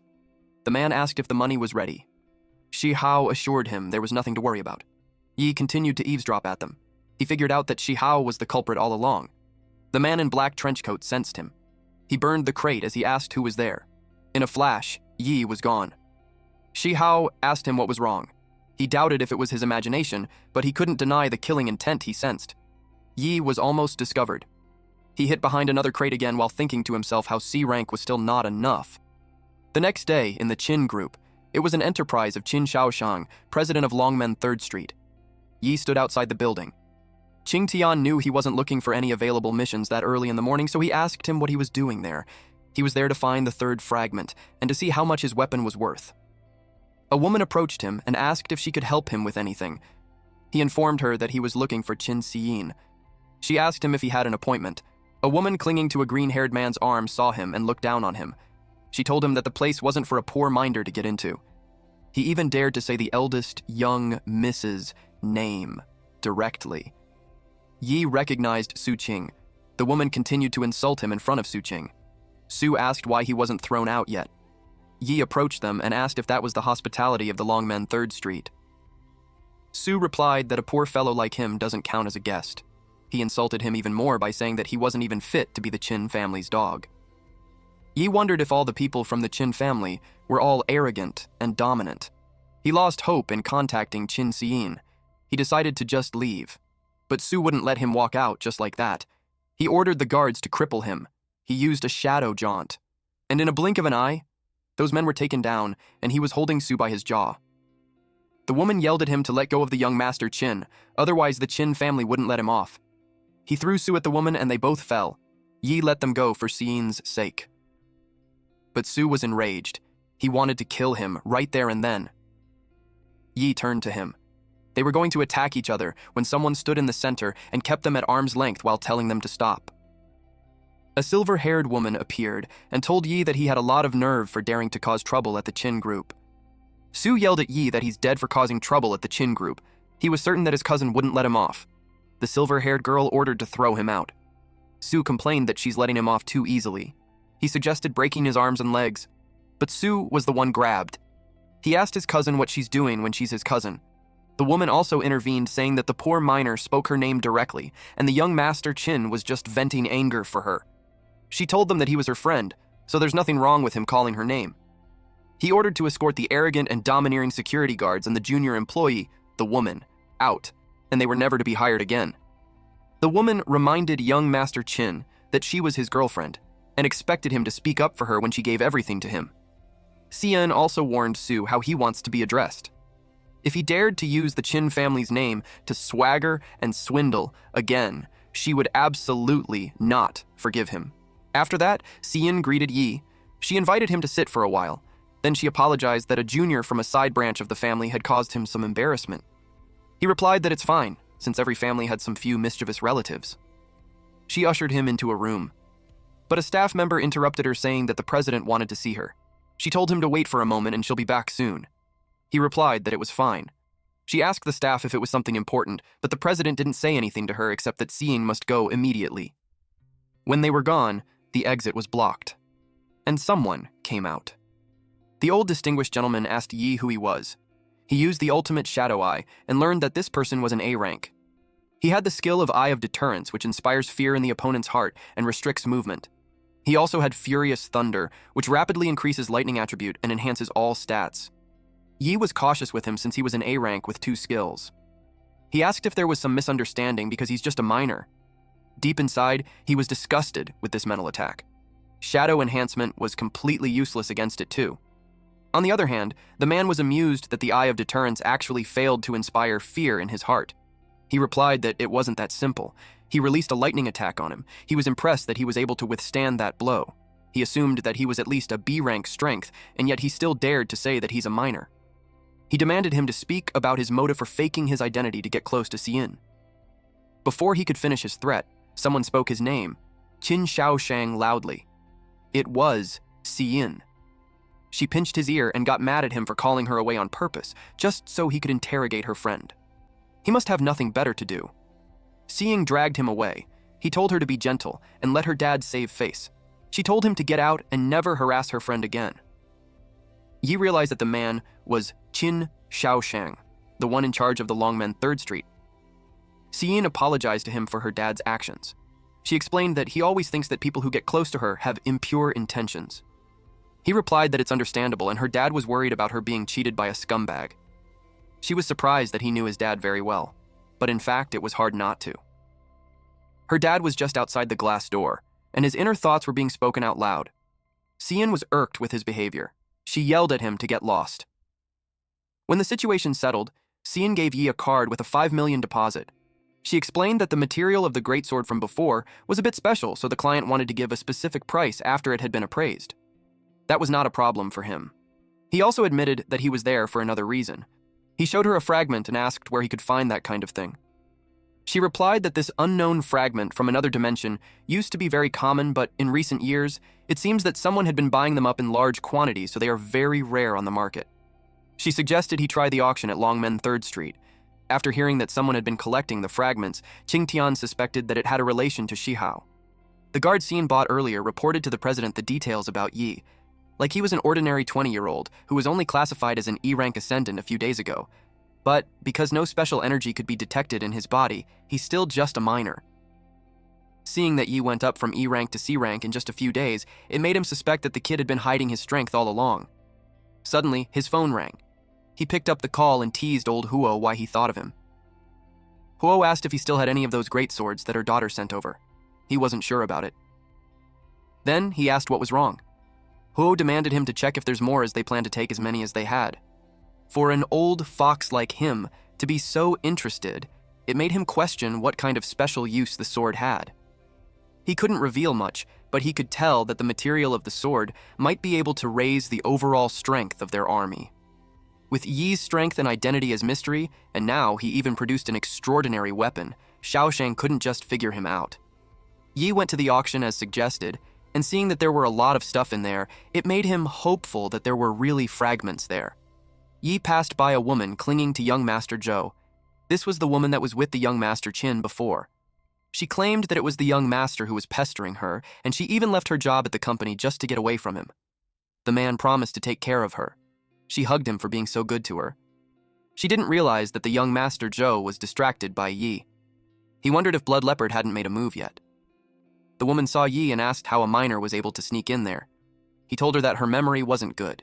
He asked if he had forgotten how it felt being slapped by him a few days ago. Young Master Zhou warned him not to approach him, but he bumped into someone. It was the man in the black trench coat. He told Zhou Ting that he's a disgrace to their Black Panther gang. Ting addressed this man as Brother Bao. Bao passes by Yi and tells him that slapping his subordinate is the same as slapping the Black Panther gang. He placed his hand on Yi's shoulder and gripped it tightly while forcing him to get on his knees and apologize. Yi resisted, and the force made him shatter the ground. He would never do that. Bao didn't expect a kid like him to be so tough. Ting pointed out how he doesn't know his place for offending Bao. Xian arrived and reminded the Black Panther gang that they were in the Dragon Gate 3rd Street. They would be welcomed if they were to spend money. She warned them that if they wanted to start a fight, they would be happy to oblige. Bao apologized, and they head to the auction. Xian asked Li if he's all right. He replied that he's fine. When they were away from them, Bao asked Ting what the kid's background was and how he ended up on his bad side. Ting replied that he's the guy who stole the precious sword meant as a tribute for him and even boasted about wiping the Black Panther gang. Bao was surprised at what he heard. He grabbed him by the collar and asked if he's certain. Shihao appeared and asked Bao what was wrong. They glanced at Yi and reported that the kid was one of Blood Leopard's targets, and he was puzzled that he's still alive. It made him think that the kid killed Blood Leopard, but Ting thinks it was impossible because he was just a piece of trash. He couldn't imagine him being a match for the second in command. Yi noticed Shihao. Shihao recognized him. He remembered him as a timid kid back then. It made him curious how he got involved in Xian. Yai asked Xian why she came too. She replied that it was because her dad suddenly wanted to see him. He got slightly worried that he's going to attack him again. She assured him that since she's with him, her dad wouldn't dare. Shihao approached them and stated that he didn't expect to run into them. Yi replied that he's just a minor character forced to work in the mines to pay off his debts. He passed by them, saying that he wouldn't associate himself with a high-level executive from NG Group like him. He replied that the decision on how to handle his parents' case was made by the higher-up, and he wanted to help him, but he was powerless, and his words carried no weight. Yi noticed how he absolved himself from the responsibility. He pointed out how Shihao would know the truth in his own heart. He also told them that Hao had a message for them, that truth will always come out, and if they do too many wicked things, they will face retribution. Bao yelled at him that he needs to be taught a lesson. Shishao stopped him because it was Xiaoshang's territory, so they couldn't make a move there. But since the kid knew something that he shouldn't, they would need to send someone to take care of him. Bao understood and would arrange it right away. Xiyin brought Yi to her dad. While they went inside the room, the host announced the beginning of the auction. Since it started, Xiyin left him to chat with her dad first, and would just advise him if anything comes up. He thanked her for that. He wondered what the president summoned him for. Xiaoshang was direct to the point. He asked if he had any more weapons like the one he commissioned Xiyin to sell last time. Seeing that Xiaoshang sought him out specifically, he could tell that he really wants the weapons of the Entropic clan. But he was aware to hold something back since it was not safe to take out many at once, and it would also affect the price. He replied that he came across the weapon by chance, and he had 2 more with him. Xiaoshang offered him another 40 million, so including the previous one, he would have 45 million. He acknowledged that 15 million per weapon was not a low price. However, he also pointed out how weapons for people like them were life-saving items. Xiaoshang asked what he was suggesting. He wanted 25 million for each weapon. Xiaoshang was caught off guard. It made him annoyed. The kid had guys. Suddenly, Xiyin appeared to inform him that the item had appeared. Then called Xiaoshang's name in warning. He had no choice but to comply and transfer the remaining 70 million at once. Then, Xiyin pointed at the item that Yi wanted. Meanwhile, Xiaoshang was cursing the kid in his head. The host announced a bid of 7 million. Then it increased to 10 million. Participant number 6 then offered 15 million. Yi was able to confirm that they really do have the fragment. He had over 70 million in his account, and he expects it to be enough to win it. He bids 30 million. He did that to intimidate the others, but still, losing 30 million hurted him. The host asked if there's anyone bidding higher than 30 million. Bao saw Yi beside them. He wondered why the kid would be bidding on that thing.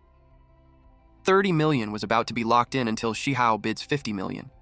He challenged the kid on how much money he could spend to compete. After him, Yi bids 60 million. Xiaoshang told him that it wasn't worth the price. He advised him not to bid again, and to prevent him from squandering the money that he just got his hands on. Xiyin agreed that the guy was just deliberately driving up the price. In the past, 10 million was already a sky-high price for the thing. But Yi was determined to fight Shihao for it. He expressed that he's wondering if between the Qin group and the NG group, on who among them were more abundant in financial resources. Xiaoshang confidently replied that it would be his Qin group, but he had no reason to help him. Shihao bid 70 million. Then Yi replied that it was because he had the sword and showed it to him. Xiaoshang took those two at a previous price, and with the little bit of money Yi had, it still wasn't enough to compete. He replied that it wasn't the president's concern and assured him that he can naturally produce the corresponding quantity. Xiaoshang suspected he had a few more. The host called for the 70 million going once. Xiyin pinched her dad's ear and scolded him for being fussy over a little bit of money. She promised him that if Yi couldn't pay it, she'd pay him back. The announcement called for 70 million going twice.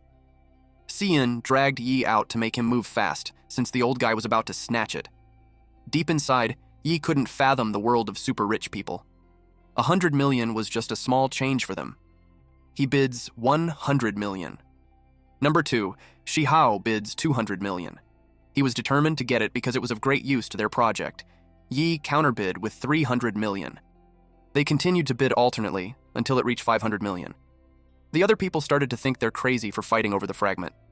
It made them wonder if the fragment was truly valuable. One of them suspected that it was just a battle of ego and not about the item itself. Bao was annoyed that the kid was clearly working against them. Shihao replied that he's not qualified yet. Then he dropped 1 billion. The room fell silent as the host announced that number 2 bids 1 billion. Xiyin could tell that the bad guy was provoking them. Yi knew Shihao wouldn't lose that much money based on just impulse. Xiaoshang advised him to think it through. He asked him if he could really take out weapons equivalent to that. Xiyin intervened, saying that she's going to cover the cost. She urged him to bid quickly. He bids 2 billion. Then he looked at Shihao with a smug expression on his face. Bao started to question where the kid is getting so much money. At this point, Shihao was already furious. He knew Xiaoshang was the source. Otherwise, the kid wouldn't have 2 billion. The host announced 2 billion for the third and final time. And, eventually, he congratulated participant 9 for winning the bid on the unknown fragment. Xiyin was truly happy for Yi. He asked her if she really needed to be that excited. She replied that she loved seeing bad guys get humiliated. Xiaoshang cleared his throat and expressed that Yi had his fun bidding. And even after deducting the previous amount, He still needs to produce over 70 more. He confirmed if he can really produce the corresponding number of weapons. He replied that things are precious when they are rare, and when there are too many of something, the price naturally can't be calculated by the previous standard. He snapped his fingers and surprised them with over 100 swords. It should be enough to cover the 2 billion fee. Xiaoshang was amused by how straightforward this kid was. He liked his strength and temperament that he could imagine working under him. Xian called Yi's attention and told him that if he had something fun going on next time, he should call her. Xiaoshang didn't like that, though. The kid wasn't tamed, so there's a risk he would take his precious daughter away. He invited her to come home with him. Then he told Yi that he could directly pick up the item that he won. Yi thanked him. But before the president leaves, he gives the last piece of advice. He warned him that he shouldn't underestimate the NG group, and it's not something he can take on alone. So sometimes it's necessary to ally with someone who shares the same goals, and if he's interested, he could contact him. Meanwhile, Bao was on the phone. He reported to Shihao that the Qin group president had left with his daughter, and the one who was going to pick up the fragment was the kid. Shihao replied that they would make their move after he leaves the Longmen 3rd Street sphere of influence, and this time, they're careful not to screw up. Bao was confident since he's bringing 3 C-rank experts. He guaranteed him that it would be foolproof. While walking the quiet street, Yi expressed to Qing Tian that Xiaoshang had been digging a lot of information about him. He realized that the last sentence earlier was an attempt to win him over, but as long as he's not bound by him, forming an alliance for some extra help wasn't a bad idea. Qing Tian responded that Xiaoshang was just an A rank, and as long as Yi had enough fragments, he guaranteed that he could easily become an S rank. Yi gave him a side glance, so he took it as him being doubtful. Yi clarified that he believes him. He was just looking for a place to start the trial.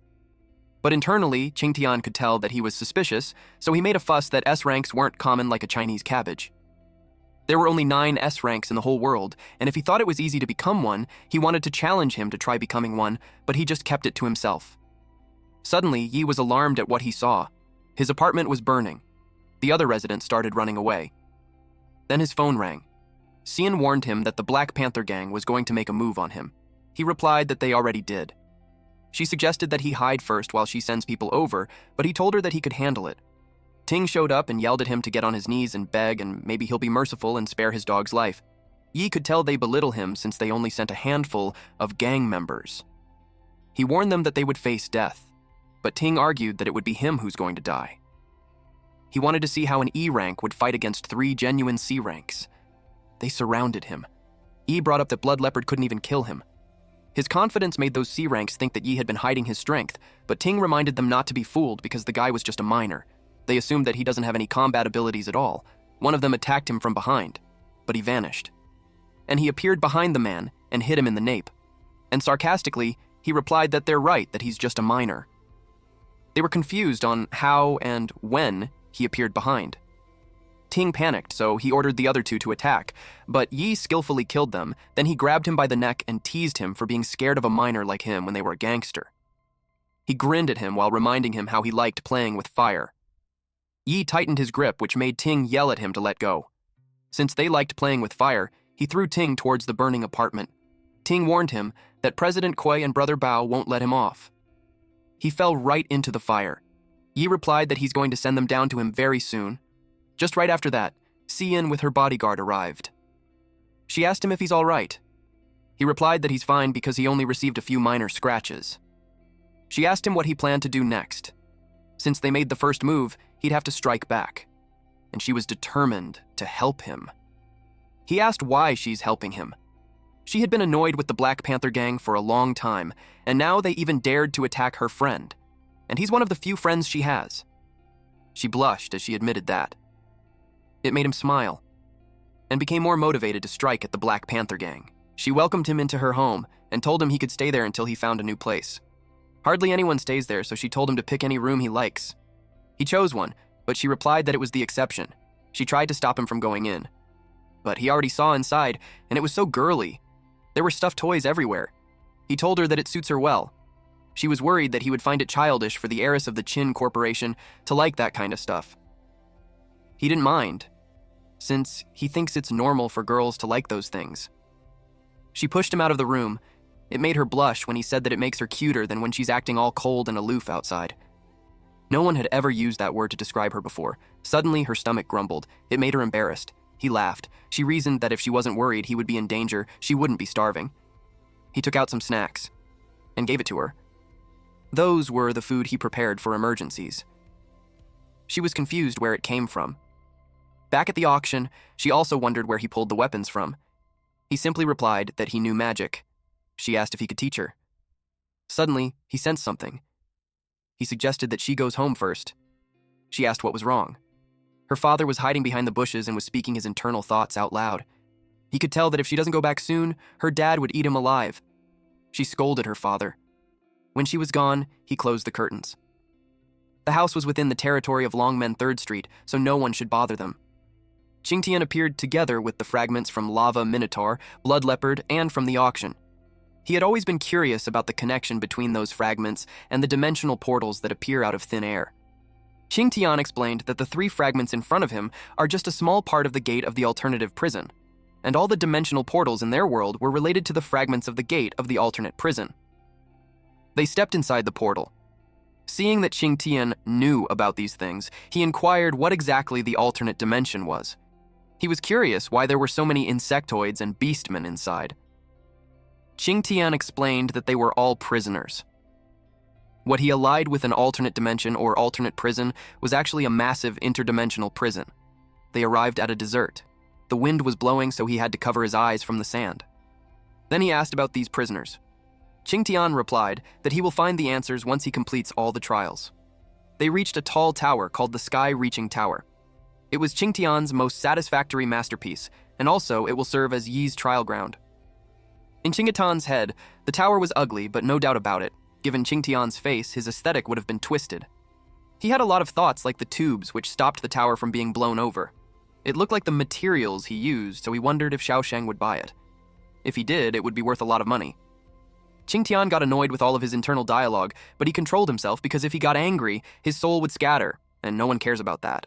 As they entered the tower, Yi asked what the content of the trial was. Qingtian explained that it had 6 floors in total.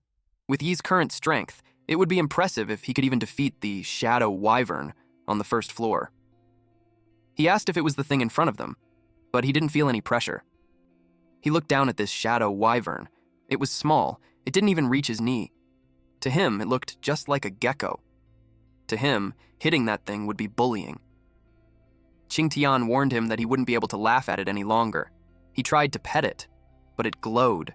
Its eyes looked fierce as it emits aura from its body. Then it blasted him away. Then it jumped. A new entry has been added to the Shadow Knowledge Base. It describes an alternate prison located in another dimension. Each alternate prison holds prisoners of different races. One of these prisons is the Sky-Reaching Tower, created by Qingtian. The tower has 6 floors, each inhabited by Qingtian's servants. Shadow Wyvern, C rank, had a skill called Shadow Enhancement. After enhancement, size, speed, and strength increased by 600%, weakness has been marked. An increase of 600% was 3 times of Yi's Shadow Enhancement. It made him feel like he was using a pirated version. Qingtian replied that it was because his constitution was inferior than his pet's. He couldn't believe that. He jumped to evade the incoming attack. As he prepared his knives, he reasoned that the bigger the body, the more blind spot it has. He released his knives onto the back of the Shadow Wyvern, but it didn't do anything. He was caught off guard at how strong its defense was. Seeing that he held back, Qingtian provoked him that with his meager strength, his attacks were just like tickles to it. He used Shadow Enhancement again. Qingtian told him that if he can't tame it, he won't complete the 1st floor's trial. He slashed the Shadow Wyvern from different sides, but it was still completely unharmed. Qingtian noticed how he used the Shadow Enhancement, and the shadow was already refined, so he ramped up the intensity for him. Aside from that, his servant was already hungry, too. He informed it that Yi was edible. Its eyes glimmered, so it attempted to eat Yi. Yi ran away. The Shadow Wyvern drooled as it chased after him. It made him ask Qingtian if his pet was drugged because it looked crazy. Qingtian explained that he wore it out a bit and now it probably sees him as food to replenish its energy. He complained that it was not fair. A fight is a fight, but it kept biting. He thought of a plan since it was hungry. He unleashed his ultimate move, throwing chicken legs. The Shadow Wyvern got distracted by it. It caught one chicken. He coaxed it by saying it was delicious. Then he restrained it, and his plan was a success. Taming of Shadow Wyvern was detected. Access rights for the 1st floor had been unlocked. Qingtian was disappointed and embarrassed with his glutton pet. It loved the chicken.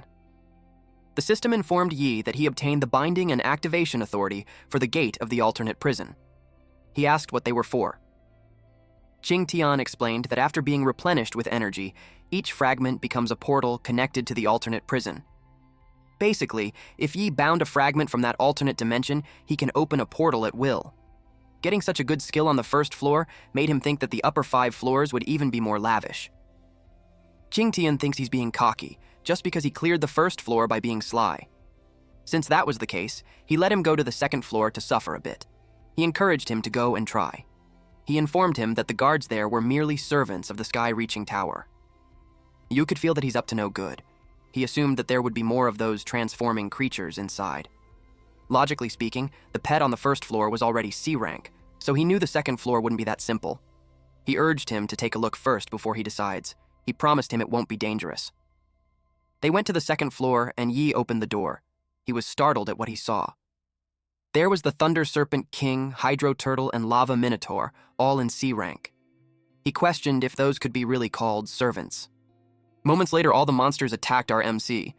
He jumped away to evade the attack. He glanced on the side and saw the entrance was also sealed. The Thunder Serpent King ordered to kill the intruder. Li Yi used Shadow Jaunt to evade the attacks. Then he followed it up by Shadow Enhancement. He ran as fast as he could towards a door. He got in and immediately closed the door. He was relieved to finally shut it close. Our MC realized Qingtian did that on purpose, that he lied when he said they were all just servants inside. Qingtian clarified that he didn't lie, and those were really just servants in there. It's just that his abilities were poor. To challenge the idea, he questioned what the Lava Minotaur could do. Qingtian replied that it provides heating. Then he asked about the Thunder Serpent King. He replied that it provides electricity. Then he asked the purpose of the Hydro Turtle. He reasoned it mops the floor. Yi didn't stop. He also asked about the other worlders. Qingtian explained that they do chores, move things, and other errands. Qingtian had this smug expression on his face, while Yi couldn't believe him. Suddenly, the system detected an A-rank life form approaching. He saw it was Xiaosheng and Xiyin. He wondered why they came. Xiaosheng heard from Xiyin that Yi dealt with the Black Panther Gang. He confirmed that. Black Panther Gang had already started targeting him, so rather than passively defending, he took the initiative and struck back. Xiaosheng told him that the Black Panther Gang had repeatedly provoked Longman 3rd Street, but he hadn't made a move. He asked him if he knew why. Yi suspected that he's afraid of upsetting the balance. He was right. The 3 great powers of Haicheng were in a state of mutual balance. Wu Tianqiao, the city lord, controls the politics of Haicheng, while Ningdonghao's NG group controls the economy. And as for Xiaosheng, he possesses power in both politics and economics that is second only to theirs. So, even though he detests the Black Panther Gang's years of bullying merchants and their forcible seizures, as long as they don't go too far, he cannot act. Because if he moves against the Black Panther Gang, one possibility is that it would force Ningdonghao and Wu Tianqiao into an alliance. Another possibility was that Ningdonghao and him would both suffer heavy losses, allowing Wu Tianqiao to seize the opportunity to take complete control of Haicheng. Yi straightforwardly asked if what he's saying was that he didn't want the Qin family to get involved. He grinned and replied that he wanted him and Xian to form a new faction to deal with the Black Panther Gang. He asked if the president was trying to start a proxy war. Xiaosheng commended that he was smart, then informed him that he will provide the money and manpower, and Yi with Seeing will execute the plan.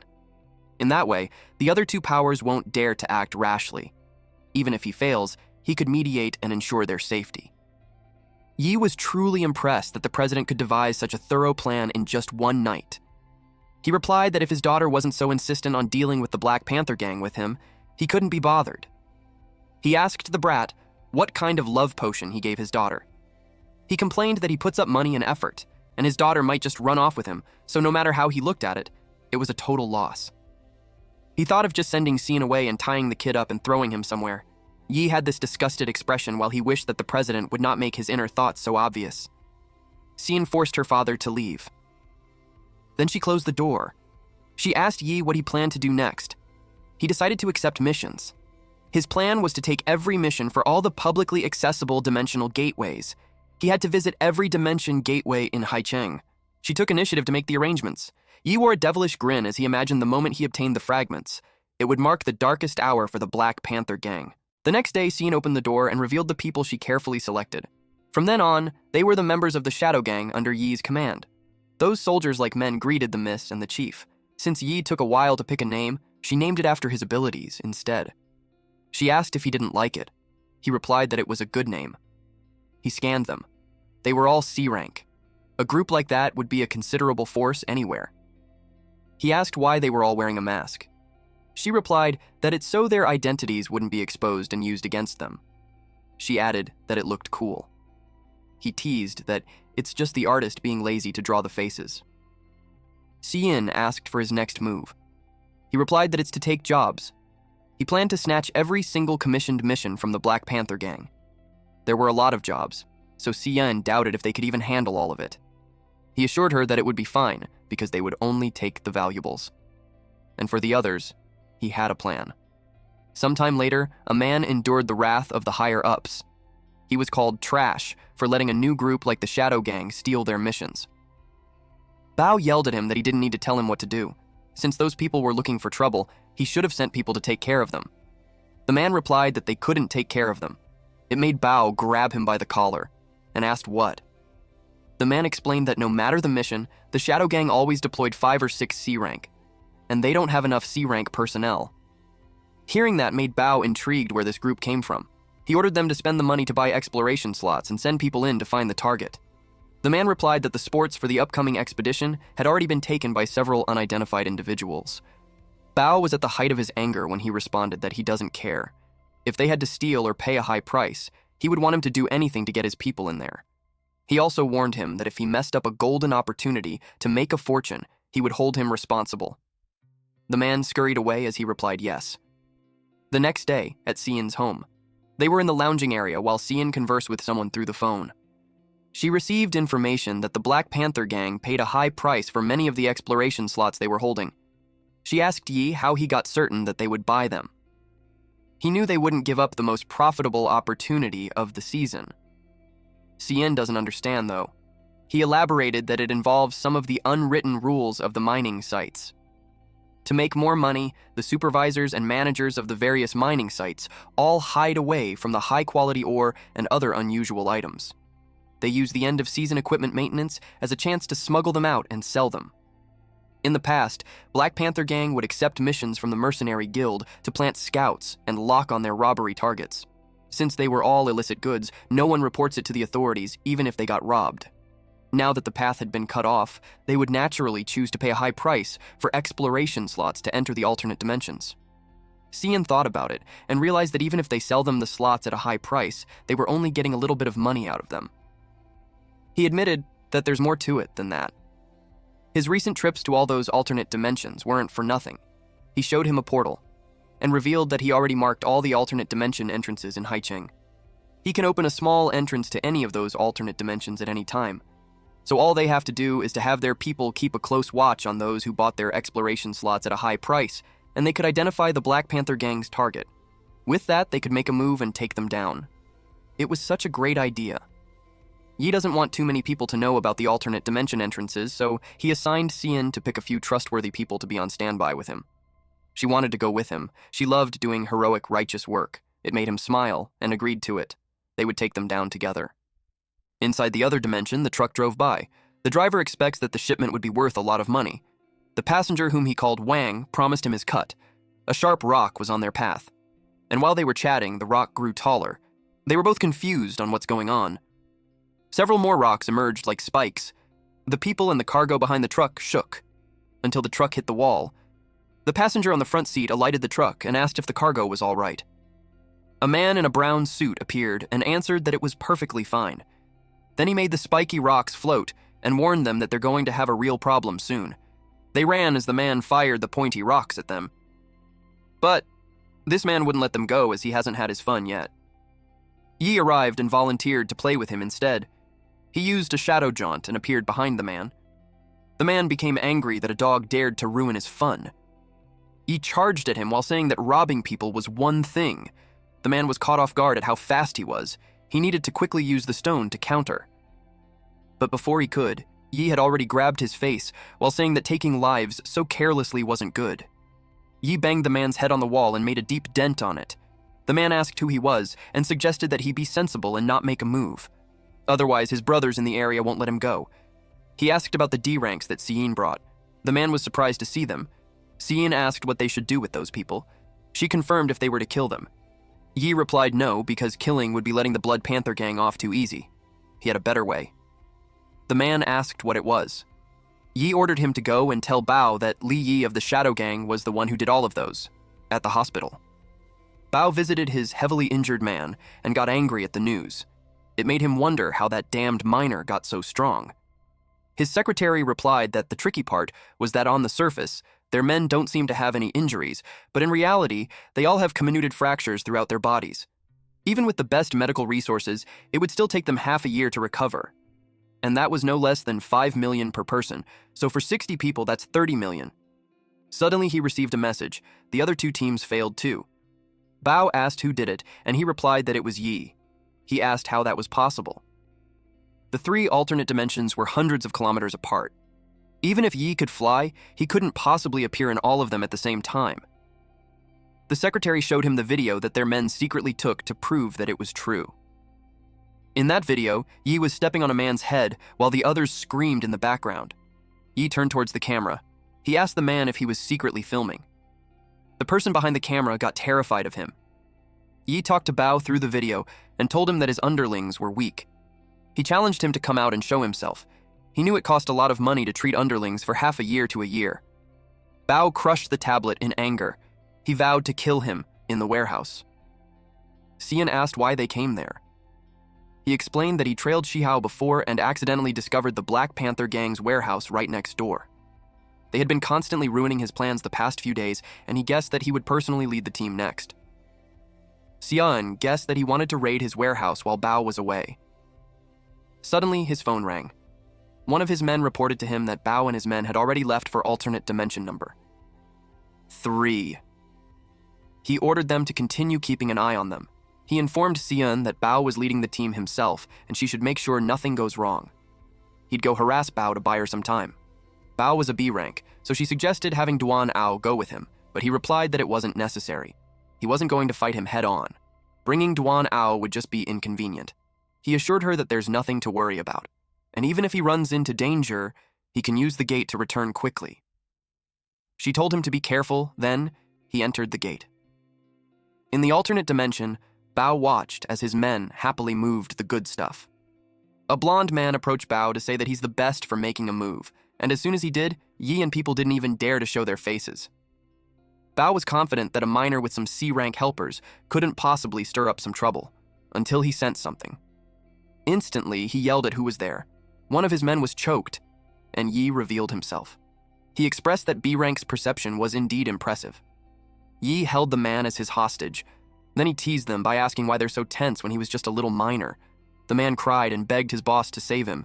Yi warned him not to move, otherwise he couldn't guarantee that the man wouldn't be decapitated. Bao released a fireball as he replied that they could die together. His subordinate couldn't believe him. The man screamed loudly as he burned. Then one of them yelled that Yi was gone. Bao sensed him behind. Yi mocked him for being a good boss by not sparing his own men. Bao released another fireball. Then he saw something. One of his men burned while telling him that he missed. Yi suggested that being his underling was such a high-risk job. The underlings advised Bao not to be rash. But as long as he could kill Yi, he didn't mind losing a few underlings. He attacked with Fire Tornado while wanting to see where he would hide next. His men ran as fast as they could so they would not get caught in it. Yi stood there while the burning men screamed loudly. As the Fire Tornado approached, he hid behind a boulder.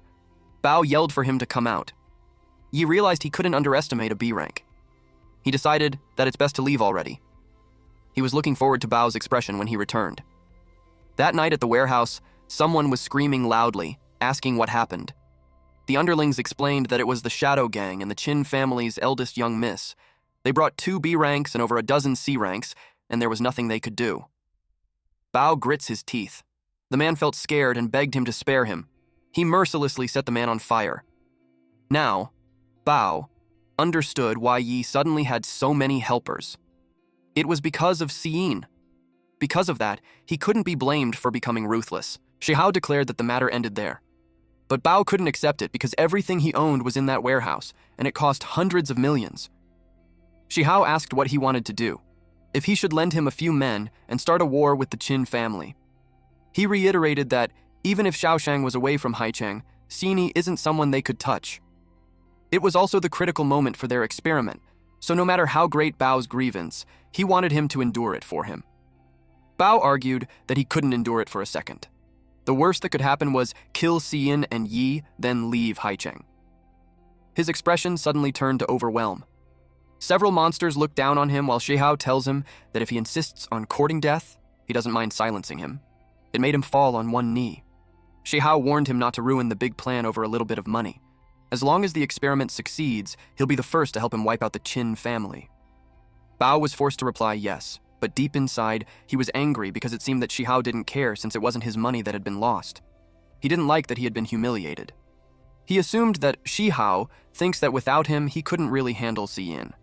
Meanwhile, in a red car, Xiyin talked to Ao, saying that Yi was really sharp. Ao instructed the driver to drive faster because the young miss missed Yi. It made her blush. She asked when she had said that. Ao replied that since she woke up, she already mentioned Yi 24 times. She argued that it was because he's her friend. But at that moment, a red truck was heading towards them. Ao covered her with his body while telling her to watch out. He braced himself for the impact as he held her. The truck hit them directly. After that, the water it carried spilled out, forming a fountain. The guards rushed towards Xiyin. Ao asked if she's all right. She replied that she's fine as they watched the car burn. Someone appeared behind them. Xiyin sensed him. It was Bao. Ao ordered the guards to protect the young miss.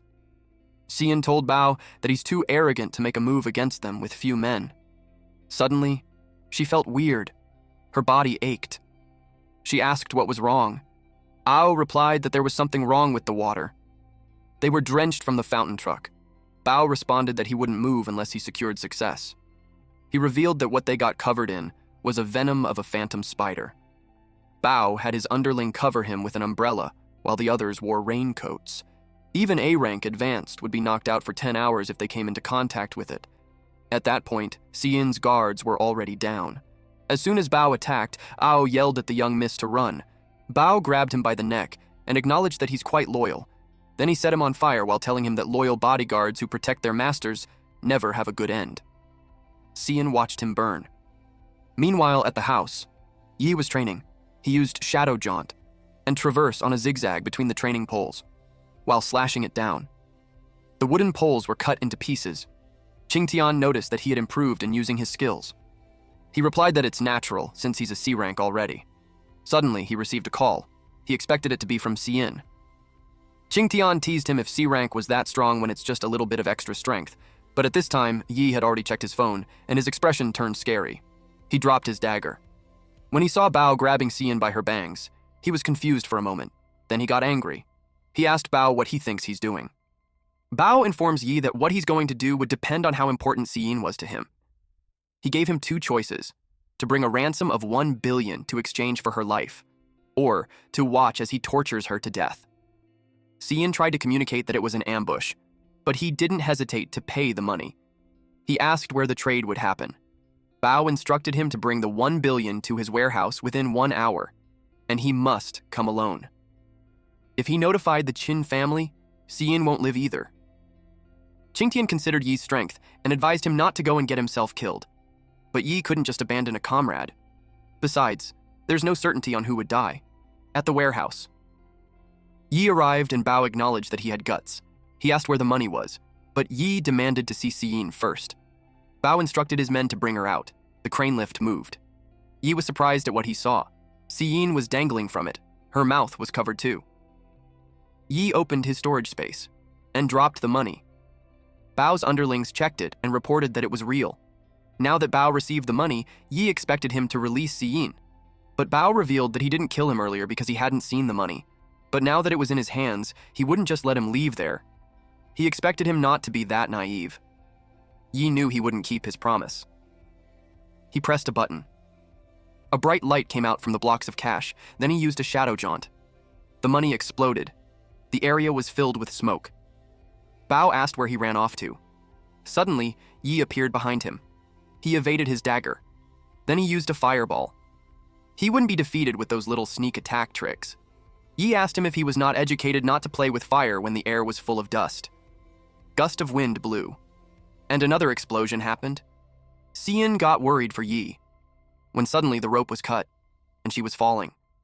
She braced herself for the impact, but nothing happened.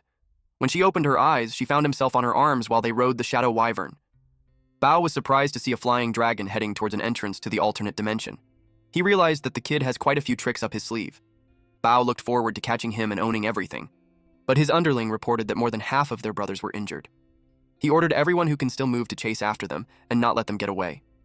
They entered the alternate dimension too. Yi entered the sky-reaching tower. Xian panicked that the Black Panther gang had broken in. He replied that it was fine. He grabbed the chance to let those thugs help him solve a little problem. He told her to hide with the shadow wyvern. She was hesitant at first, but he assured her that it's fine. Qingtian realized that Yi left the entrance open on purpose to use them to help him get through the second level. Yi confirmed that and reasoned that he never said to clear the second level alone. He acknowledged how he's good at finding loopholes. Yi responded that the reward for the second level was too tempting. An armor that can defend against an A-rank attack was a good thing. Eventually, he got attacked with fire. He noticed how those guys were being cautious. They told him that he had nowhere to run now, but there was no reason for him to run. He already saved Xian, so now it was already a good time to deal with them. Bao laughed at him, thinking he had gone mad. He told his men not to be scared since he's just alone. They would take care of him first, and then they'll find Xian. And once they're done, he promised them to get a taste of the eldest young miss of the Qin family. Yi admits that he was no match for them in numbers, but as for anything else, it was hard to say. He called everyone to come out and greet their guests. When the doors opened, several eyes started to show up, and the Lava Minotaur, Thunder Serpent King, Hydro Turtle, and others came out. He welcomed and thanked them for accompanying him to the challenge. The Black Panther gang was caught off guard. The monsters charged at them. Bao made a fireball with his fist and unleashed an enormous fireball towards the monsters. Some monsters got caught up in it. The fire continued to travel to Yi. Yi saw that he used his ultimate move. He used Shadow Morph and formed it into a hammer. He wanted to make sure that Bao's hatred was maxed out. He hit the fireball to make it explode. The force was too strong. He realized that he can't just underestimate B-rank attacks. The fire scattered and showered at the monsters. It didn't bother Bao, though. Given Yi's current state, he doubted that he could block more attacks. Yi replied that one is all he needed, and if he doesn't believe him, he urges him to look around. The monsters had surrounded Bao. Bao got cautious. Yi told him to play with them first while he ran off. He got annoyed that he got tricked by that brat again. He clenched his fist while yelling at the beasts to get away. The monster burned when it got hit by him. He was so annoyed at Yi. His veins in the forehead bulged while screaming that he'd tore him into pieces. Meanwhile, at the core area of the second level, Yi wanted assurance from Qingtian that he wasn't lying again. He questioned if there was really an armor ahead that could resist an A-rank attack. Qingtian had no reason to lie and confirmed that it was the reward for clearing the second level. Suddenly, something appeared. The creature knelt in front of them. It was the steward Jimming of the second level. Qingtian requested Yi to help him bury the steward after the Black Panther matter was settled. He agreed to it. Qingtian thanked him, and then briefly stayed silent as he watched the steward. After that, he led the way to the armor. But something caught Yi's attention again. Another creature appeared in front of them. It was the shadow armor that Qingtian mentioned. He commented that it wasn't as ugly as he imagined. Qingtian thinks it's a pity that the brat was only at Shadow Enhancement Tier 2. But even if he was on Tier 3, facing armor that can resist A-rank attacks was difficult. Yi noticed the weird behavior, so he asked what was wrong. Qingtian replied he's fine and encouraged him to get the reward. Yi noticed how Qingtian was getting more emotional by the day. The armor slightly moved, then it grabbed Yi by the neck. Then the armor expressed that it had been so many years, so he never thought the master would come back. The armor was a hetero-mopper in soul form, and it used a B-rank skill shadow enhancement tier 2, soul refinement. Yi asked what was going on. Qingtian knew it was the steward inside the armor. The armor angrily expressed how it never thought the once exalted master would then have to parasitically inhabit the body of a C-rank being. Qingtian ordered him to stop choking Yi, but the armor was offended that he commanded him. Through gritted teeth, It questioned what rights he had to command him when his soul sleeps in the armor to await his return and help him prolong his life. And yet he failed him. Qingtian returned only as a remnant soul, so he had no choice but to refine him. That way he can break through to Shadow Enhancement Tier 3 and use Domain ability to make the armor of the vessel for his soul. Qingtian screamed as he slowly fades. Yi asked Qingtian if he could beat that guy if he handed over control of his body to him. Qingtian asked if he's not afraid to take the opportunity to completely seize control of his body. He couldn't believe that he could still joke despite their situation. If he had the ability to take full control, he wouldn't have given the body back to him in the first place. Qingtian scoffed, and they did it. Yi's eyes had changed, and he erupted with power, blasting away the armor. But the armor told him that with only a remnant of his soul, he only has an A-rank strength, so there's no need for a pointless struggle. He replied that even if he was only A-rank, it was enough to deal with him.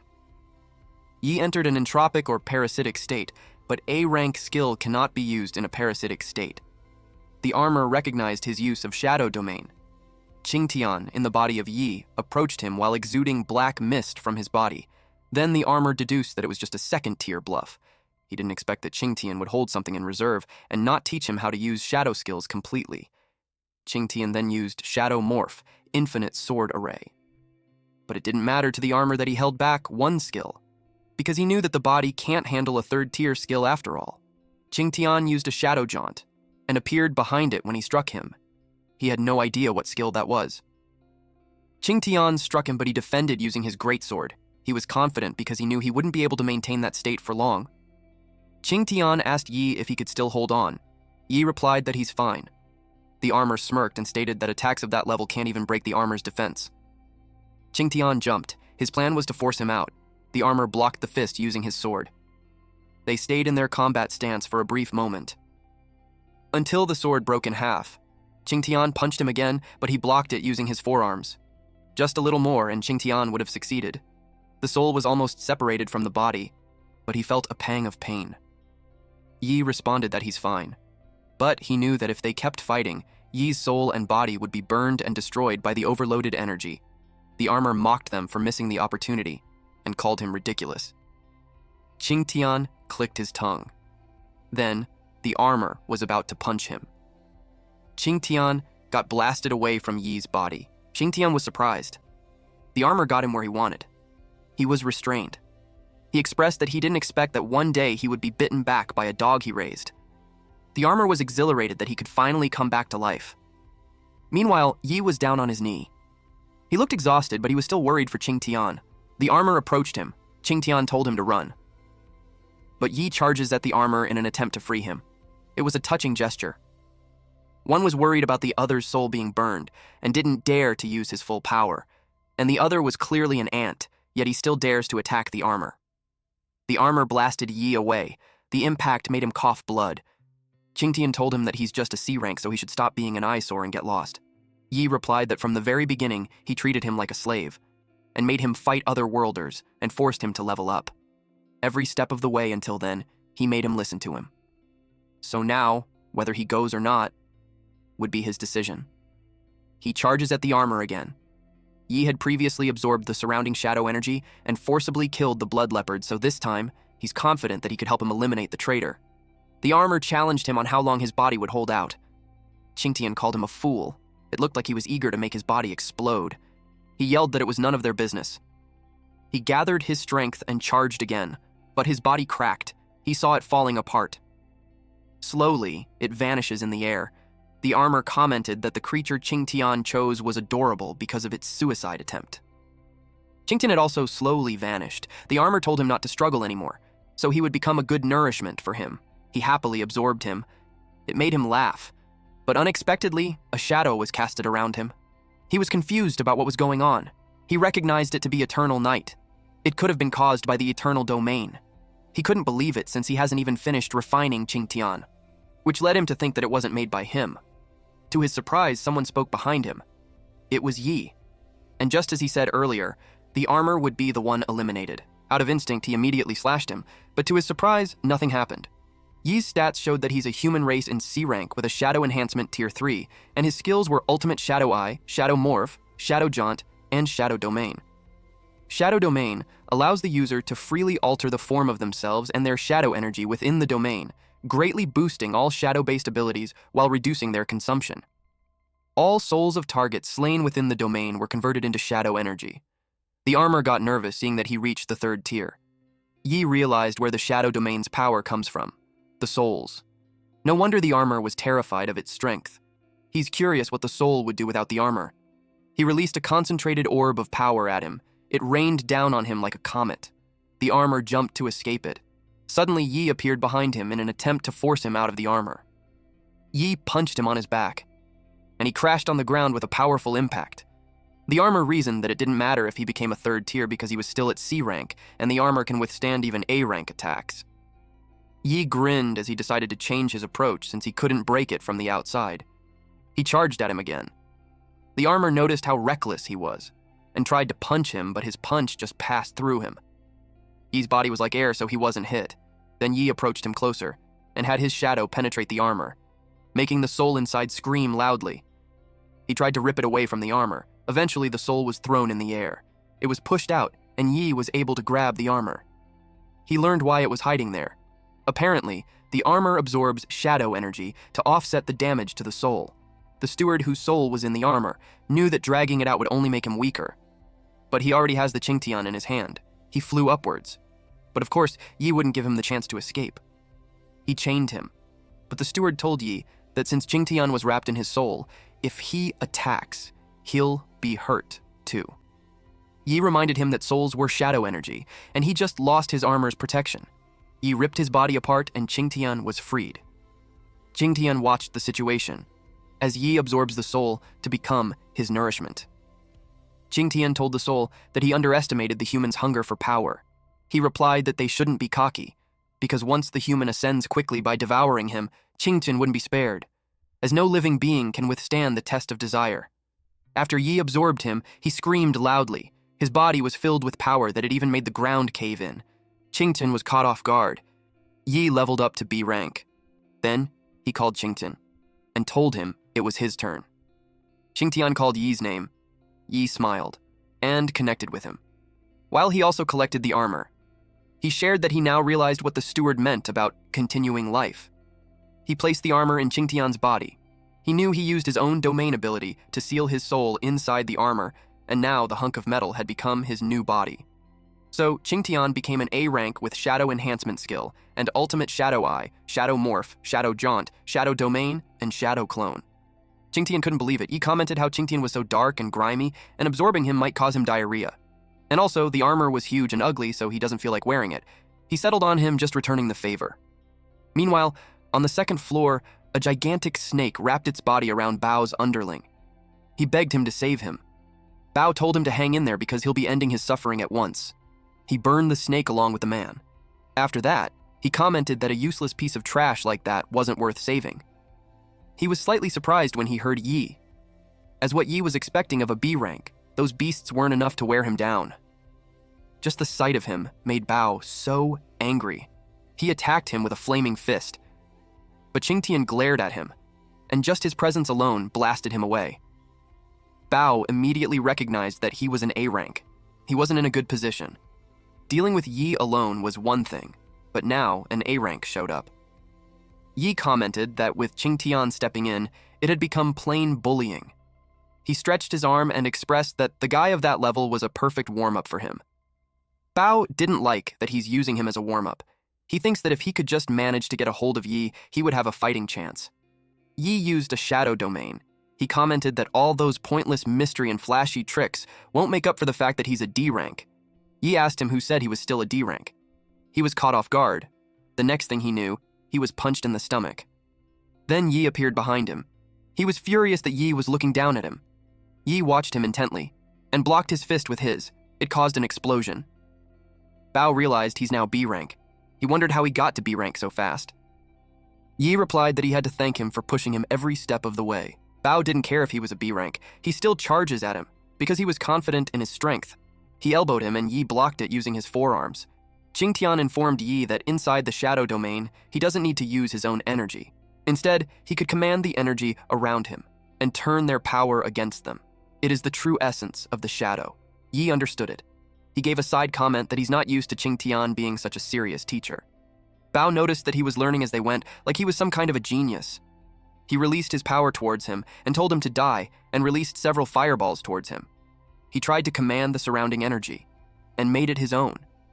He was able to create a barrier which blocked the flames. That surprised Bao. Yi admitted that the feeling was addicting. He released a condensed power in Bao's way. He evaded it at the last minute. Then Yi released some more.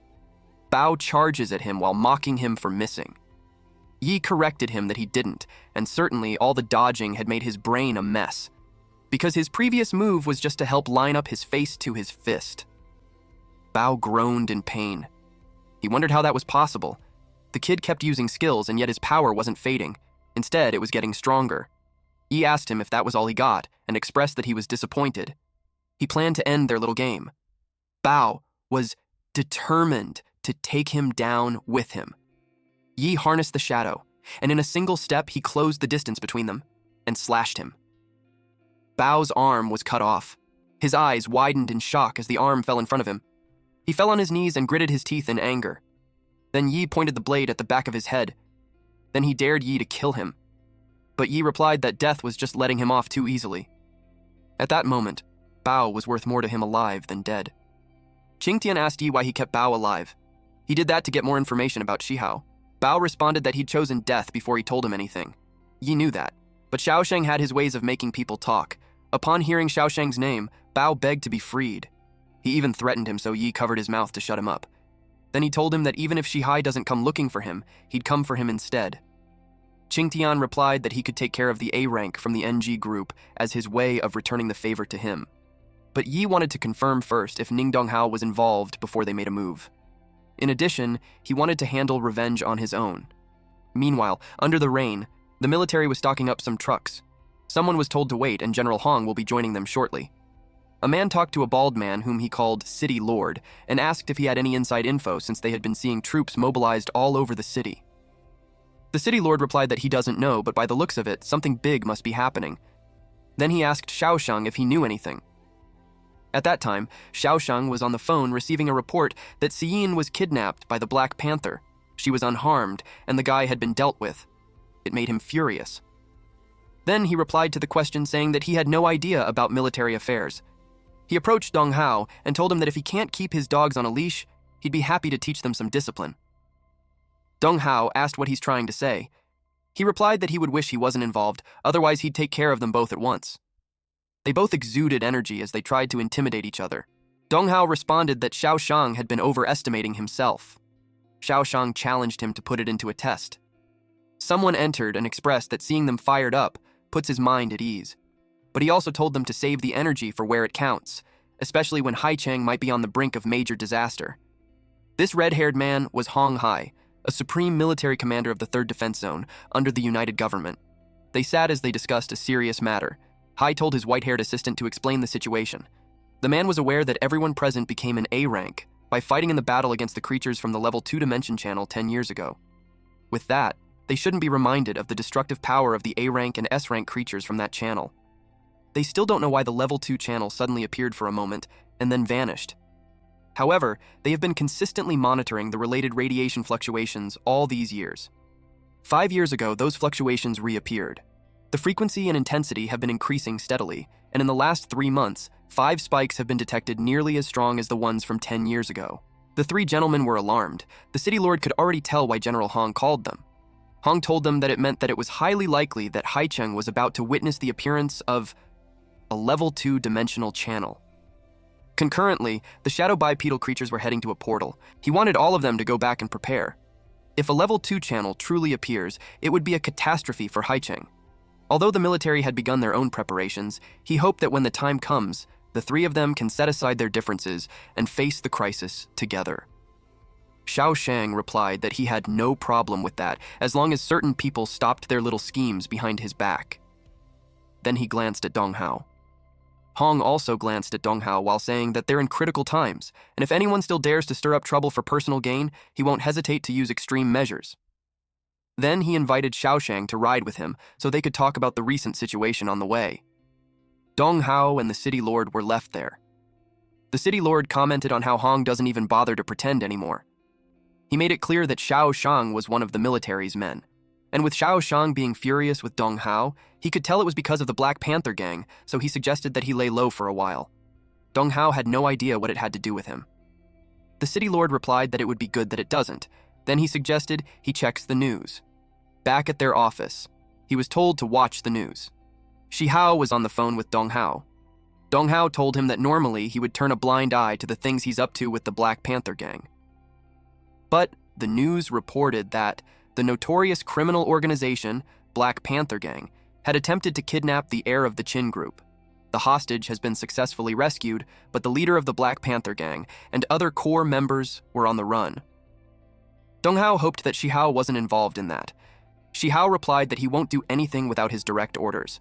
Dong Hao told him to get Xian's forgiveness, even if it meant to get on his knees or kill himself. He also wanted him to cut all his ties with the Black Panther Gang, otherwise he won't have his back. Shi Hao replied, yes. But after that call, he expressed his anger with that moron Bao. That afternoon, Xiyin and Yi visited Ao in the hospital.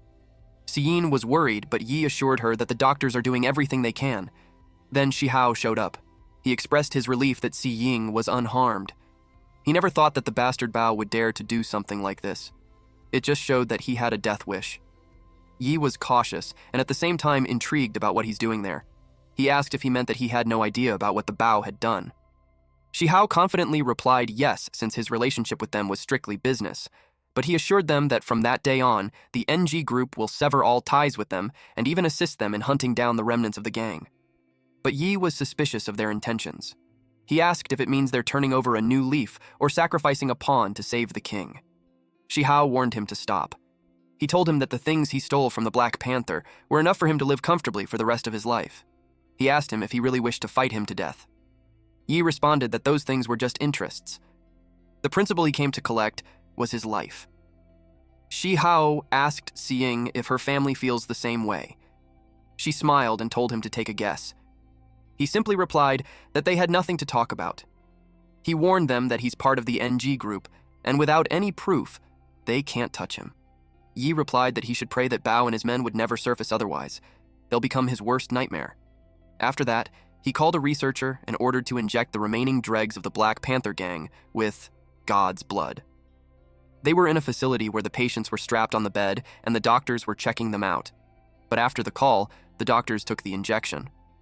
The patient got scared and yelled at them that they're from Black Panther gang, but the doctor injected him with the drug, and in an instant, the patient's eyes changed and his veins bulged. He groaned from the pain. The extreme shaking of his body accidentally unbuckled the straps. They roared loudly from the sensations they're feeling. At that point, they all looked like zombies. Then Shi Hao received a call. It made him look forward to the headlines tomorrow. He expects something like arrogant teen faces vicious retaliation after targeting Black Panther gang, or it could be Black Panther gang members go berserk after abusing unknown drugs. Thank you all for watching. Please watch this next Giga Chad video, and I'll see you guys next time. Also, support the channel by joining the Summon Club membership. You can also support by just liking the video and being awesome.